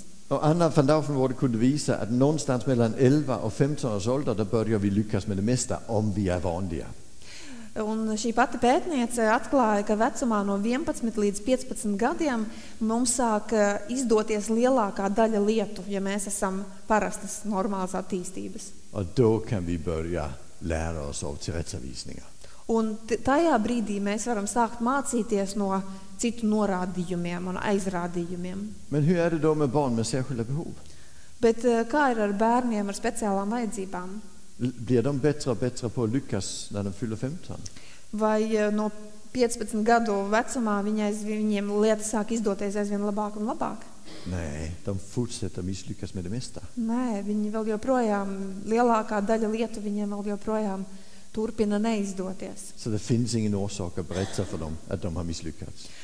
Un tieši tāpēc nav nekāda pamatojuma viņiem sākt izteikt aizrādījumus, viņus rāt par to, ko viņi nevar. Exempel. Piemēram, Jag var och handledare på en slutenvårdsavdelning i barnpsykiatrin i måndags. es kā konsultants biju pieaicināts kādā slēgtā aprūpes nodaļā, bērnu psihiatrijas nodaļā. Och där var det en kille som hade varit rastlös. Un tur bija kāds puisis, kurš bija bijis ļoti nemierīgs. Och när han är rastlös, där har personalen bestämt att de ska ignorera hans beteende. Un personāls ir nolēmis, ka redzot šāda veida uzvedību, viņi to vienkārši ignorēs. De tror det hjälper, Viņi domāja, ka tas palīdzēs. men det gör det inte. Han blir mer rastlös. Bet tas nemaz nelīdzēja, jo šīs nemieras viņam tikai pieauga. Och alla vänder ryggen till. Visi viņam pagriež muguru, Och till slut går han fram och slår en personal i ryggen. un visbeidzot šis puisis pieiet un ar dūri kārtīgi iesit vienam pa muguru. Och sen säger en av skötarna till mig. Un viens no šiem te aprūpētājiem pēc tam saka man, Och där sa jag till honom att att han får inte slå personal. un tad es viņam teicu, ka viņš nedrīkst sist darbiniekiem. Och då fick jag säga till honom, varför sa du det? Un es viņam prasīju, kāpēc tu to teici? Tror du inte han visste det? Vai tu domā, ka viņš to nezināja? Han är 15 år gammal. Viņam taču ir jau 15 gadu. Visst vet han att man inte får slå personal. Viņš taču noteikti zina, ka nedrīkst sist darbiniekiem. Det är så jävla dumt att använda tid på att berätta för honom att han inte får slå personal. Det vet han ju. Cik muļķīgi ir viņam to stāstīt, to, ko viņš jau tiešām zina. Ta hellre reda på varför det hände. Labāk noskaidro, kāpēc tas notiek. Och hur vi kan förändra så att han inte blir så rastlös så han slår personal. Un kā mēs varam mainīties, lai viņu nepārņem tik liels nemieris, ka viņam jāsit apkārtējiem. För var det så att han kunde låta bli att slå personal, där låg han inte inlagt i slutenvården. Jo, ja būtu tā, ka viņš būtu varējis atturēties no citu cilvēku sišanas, tad viņam nebūtu jāatrod šeit slēgtās aprūpes nodaļā. Det är bara för dumt. Tillrättavisningar funkar inte. Lägg av. Tā no šī darbinieka puses bija ļoti muļķīga rīcība. Šādi norādījumi un rāšanās nedarbojas tādā situācijā, tā kā to ir jābeidz. Sen har vi gränssättning. Nākamais robežu noteikšana. Det är väldigt modernt. Tas ir ļoti moderni. Jag var på en konferens i Danmark förra året. Pagājušajā gadā es piedalījos kādā konferencē Dānijā. Arbetsmiljö i pedagogisk arbete hette den. Konferences tēma bija darba vide pedagoģiskajā darbā. Och då var det en minister som började med att inleda. Un konferences atklāja ministrs. Och hon sa så här: ja, vi ska ha bra metod så att det blir säkert för personalen. Ministra, un viņa teica, jā, mums ir vajadzīgas labas metodes, lai mēs varam nodrošināt labu darba vidi darbiniekiem. Och sen måste vi sätta gränser. Un, protams, ka mums ir arī jānosaka robežas. Och sen frågar jag henne efteråt, men varför sa du det? Un es viņai pēc tam jautāju, kāpēc tu tā teici? Så sa hon, ja, men folk ska veta var gränsen går. Bet cilvēkiem taču ir jāzina, kur iet robežas, viņa man atbildēja. Och så sa jag, det tycker jag också. Un es teicu, jā, es ar tā uzskatu. Jätteviktigt. Tas ir ļoti svarīgi. Men jag tycker det är korkat att berätta det för dem när de har gått över gränsen. Bet man šķiet, ka ir stulbi to teikt cilvēkiem tad, kad viņi šīs robežas jau ir pārkāpuši. Det är väl mycket bättre att berätta det innan de kommer fram till gränsen. Tāpēc daudz labāk viņiem pateikt to pirms viņi šai robežai tuvojas. Och det kallar vi inte att sätta gränser, det kallar vi struktur. Un to mēs nesaucam par robežu noteikšanu, to mēs saucam par struktūras veidošanu. For det vi ved om at sætte grænser i efterhand, det er, at 58% av volden mot personal er når personal siger, nu gik du over grænsen.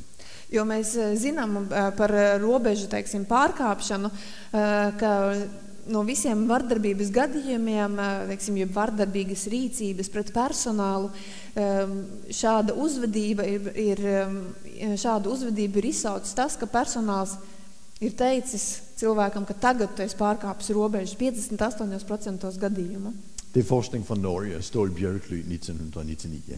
Tas ir 99. gadā Norvēģu pētījums. Og sen har vi en anden sak. Når personen sen går over grænsen, fast vi har en bra struktur. Un kaut arī mums ir bijusi laba struktūra, bet cilvēks tāpat ir pārkāpis šo robežu. Da var det trolig en fejl på strukturen i alle fald. Tas nozīmē, ka acīmredzot tomēr ir bijusi kaut kāda nepareizība šajā struktūrā, Den funkar det jo ikke. jo tā nedarbojās. Og der ændrer vi strukturen, så den funkar bedre. Un tas nozīmē, ka struktūra ir jāmaina tā, lai tā turpinātu darboties labāk. Det kalder man professionelt arbejde. To mēs saucam par profesionālu darbu. Sen har vi en metode, som hedder straf. Un vēl viena metode ir sots, Eller konsekvenser. jeb sekas. Det er ungefær samme sak. Tas apmēram viens un tas pats. Hvad ved vi om den? Ko mēs zinām par to? Ja, i 1781, der havde vi en kilde, som hed Immanuel Kant, som bodde ikke så langt herifrån, lige til søderut, og han så så her. 1781. gadā pavisam netālu no šejienes dzīvoja tāds kungs vārdā Immanuels Kants, un viņš teica sekojoši. Straf funkar inte på dem vi straffer. Sots neiedarbojas uz sodāmo. Sen har forskere forsøgt at modbevise honom, Pēc tam pētnieki ir centušies pierādīt pretējo, men vi har aldrig lykkats. bet mums tas nav izdevies. Når du straffer en vis person, der øger du den persons beteendeproblem med i gennemsnit 150%. Pierādījies tikai tas, ka, ja jūs sodāt kādu personu par kādu konkrētu uzvedību, tad šī uzvedība palielināsies par 150%. Folk, som kommer i fængelse, kommer ud som mere kriminelle, end inden de kom ind. Cilvēki, kuri nokļūst cietumā, iznāk no cietuma ar daudz lielāku noslēdz uz atkārtot noziedzību nekā pirms tam. Men vi straffer ændre brottslingen, for annars bliver samhället inte trygt. Vi måste lita på polisen og på politikerne, og derfor er det vigtigt, at brottslingen kommer i fængelse, men det er ikke vigtigt for brottslingen. Bet mēs tomēr noziedzniekus liekam cietumā, jo mums sabiedrībā ir vajadzīga drošība, mēs gribam paļauties uz policiju, gribam paļauties uz politiķiem, bet tas ir svarīgi mums, bet pašam noziedzniekam tas nav svarīgi. Ändå der tror vi, at det funkar at straffe barn. Un tomēr mēs turpinam domāt, ka sots varētu iedarboties uz bērniem, Og det gør det ikke. bet tas nestrādā. Du får mere modstand mod dig, du får mere fusk, du får mere løgn, for at barnet forsøger at holde sig undan, klarer sig. Jo bērni tikai centīsies no soda izvairīties, un rezultāts būs vairāk mānīšanās, vairāk melu, vairāk dažādu izdomājumu. Men hvorfor straffer vi då? Bet kāpēc tad mēs viņus sodām? Jo, vi har en forsker i Schweiz, som heter Dominique de Kervan. Jā, ir viens šveiciešu pētnieks, Dominiks de Kervens, Og han forsøgte at tage reda på, hvad det er, som hænder, når vi straffer. un viņš mēģināja noskaidrot, kas ar mums notiek, kad mēs kādu sodām. I huvudet på os altså. Tātad, kas notiek mūsu galvā? Og han optægte, at vi kender os dygtigere, når vi straffer nogen. Un viņš atklāja, ka mēs jūtamies kā malači tajā brīdī, kad kādu citu sodām. Vi får til og med en kick, Mēs jūtam tādu uzbudinājumu. øget dopamin i hjernens belønningscentrum. Palielinās hormonu ražošana vienā no smadzeņu daļām, kas atbild par apbalvojumu. Hvorfor? Kāpēc? Jo, der er 2 antropologer, som heter Gensit og Boyd, som har forklaret hvorfor.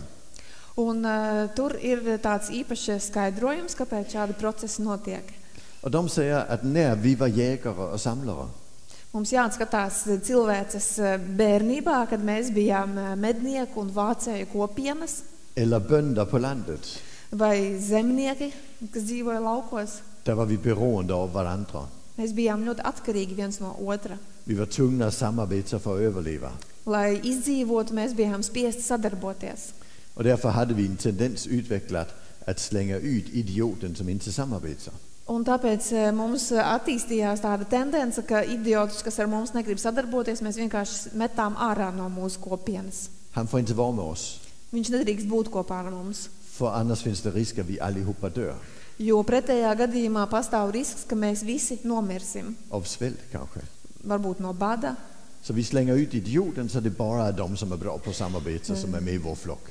Tāpēc mēs atbrīvojamies no idiota, kas ar mums negrib sadarboties, lai mūsu ciltī paliek tikai tie, kuri māk labi kopā visi viens otru atbalstīt. Och därför känns det bra att slänga ut idioten.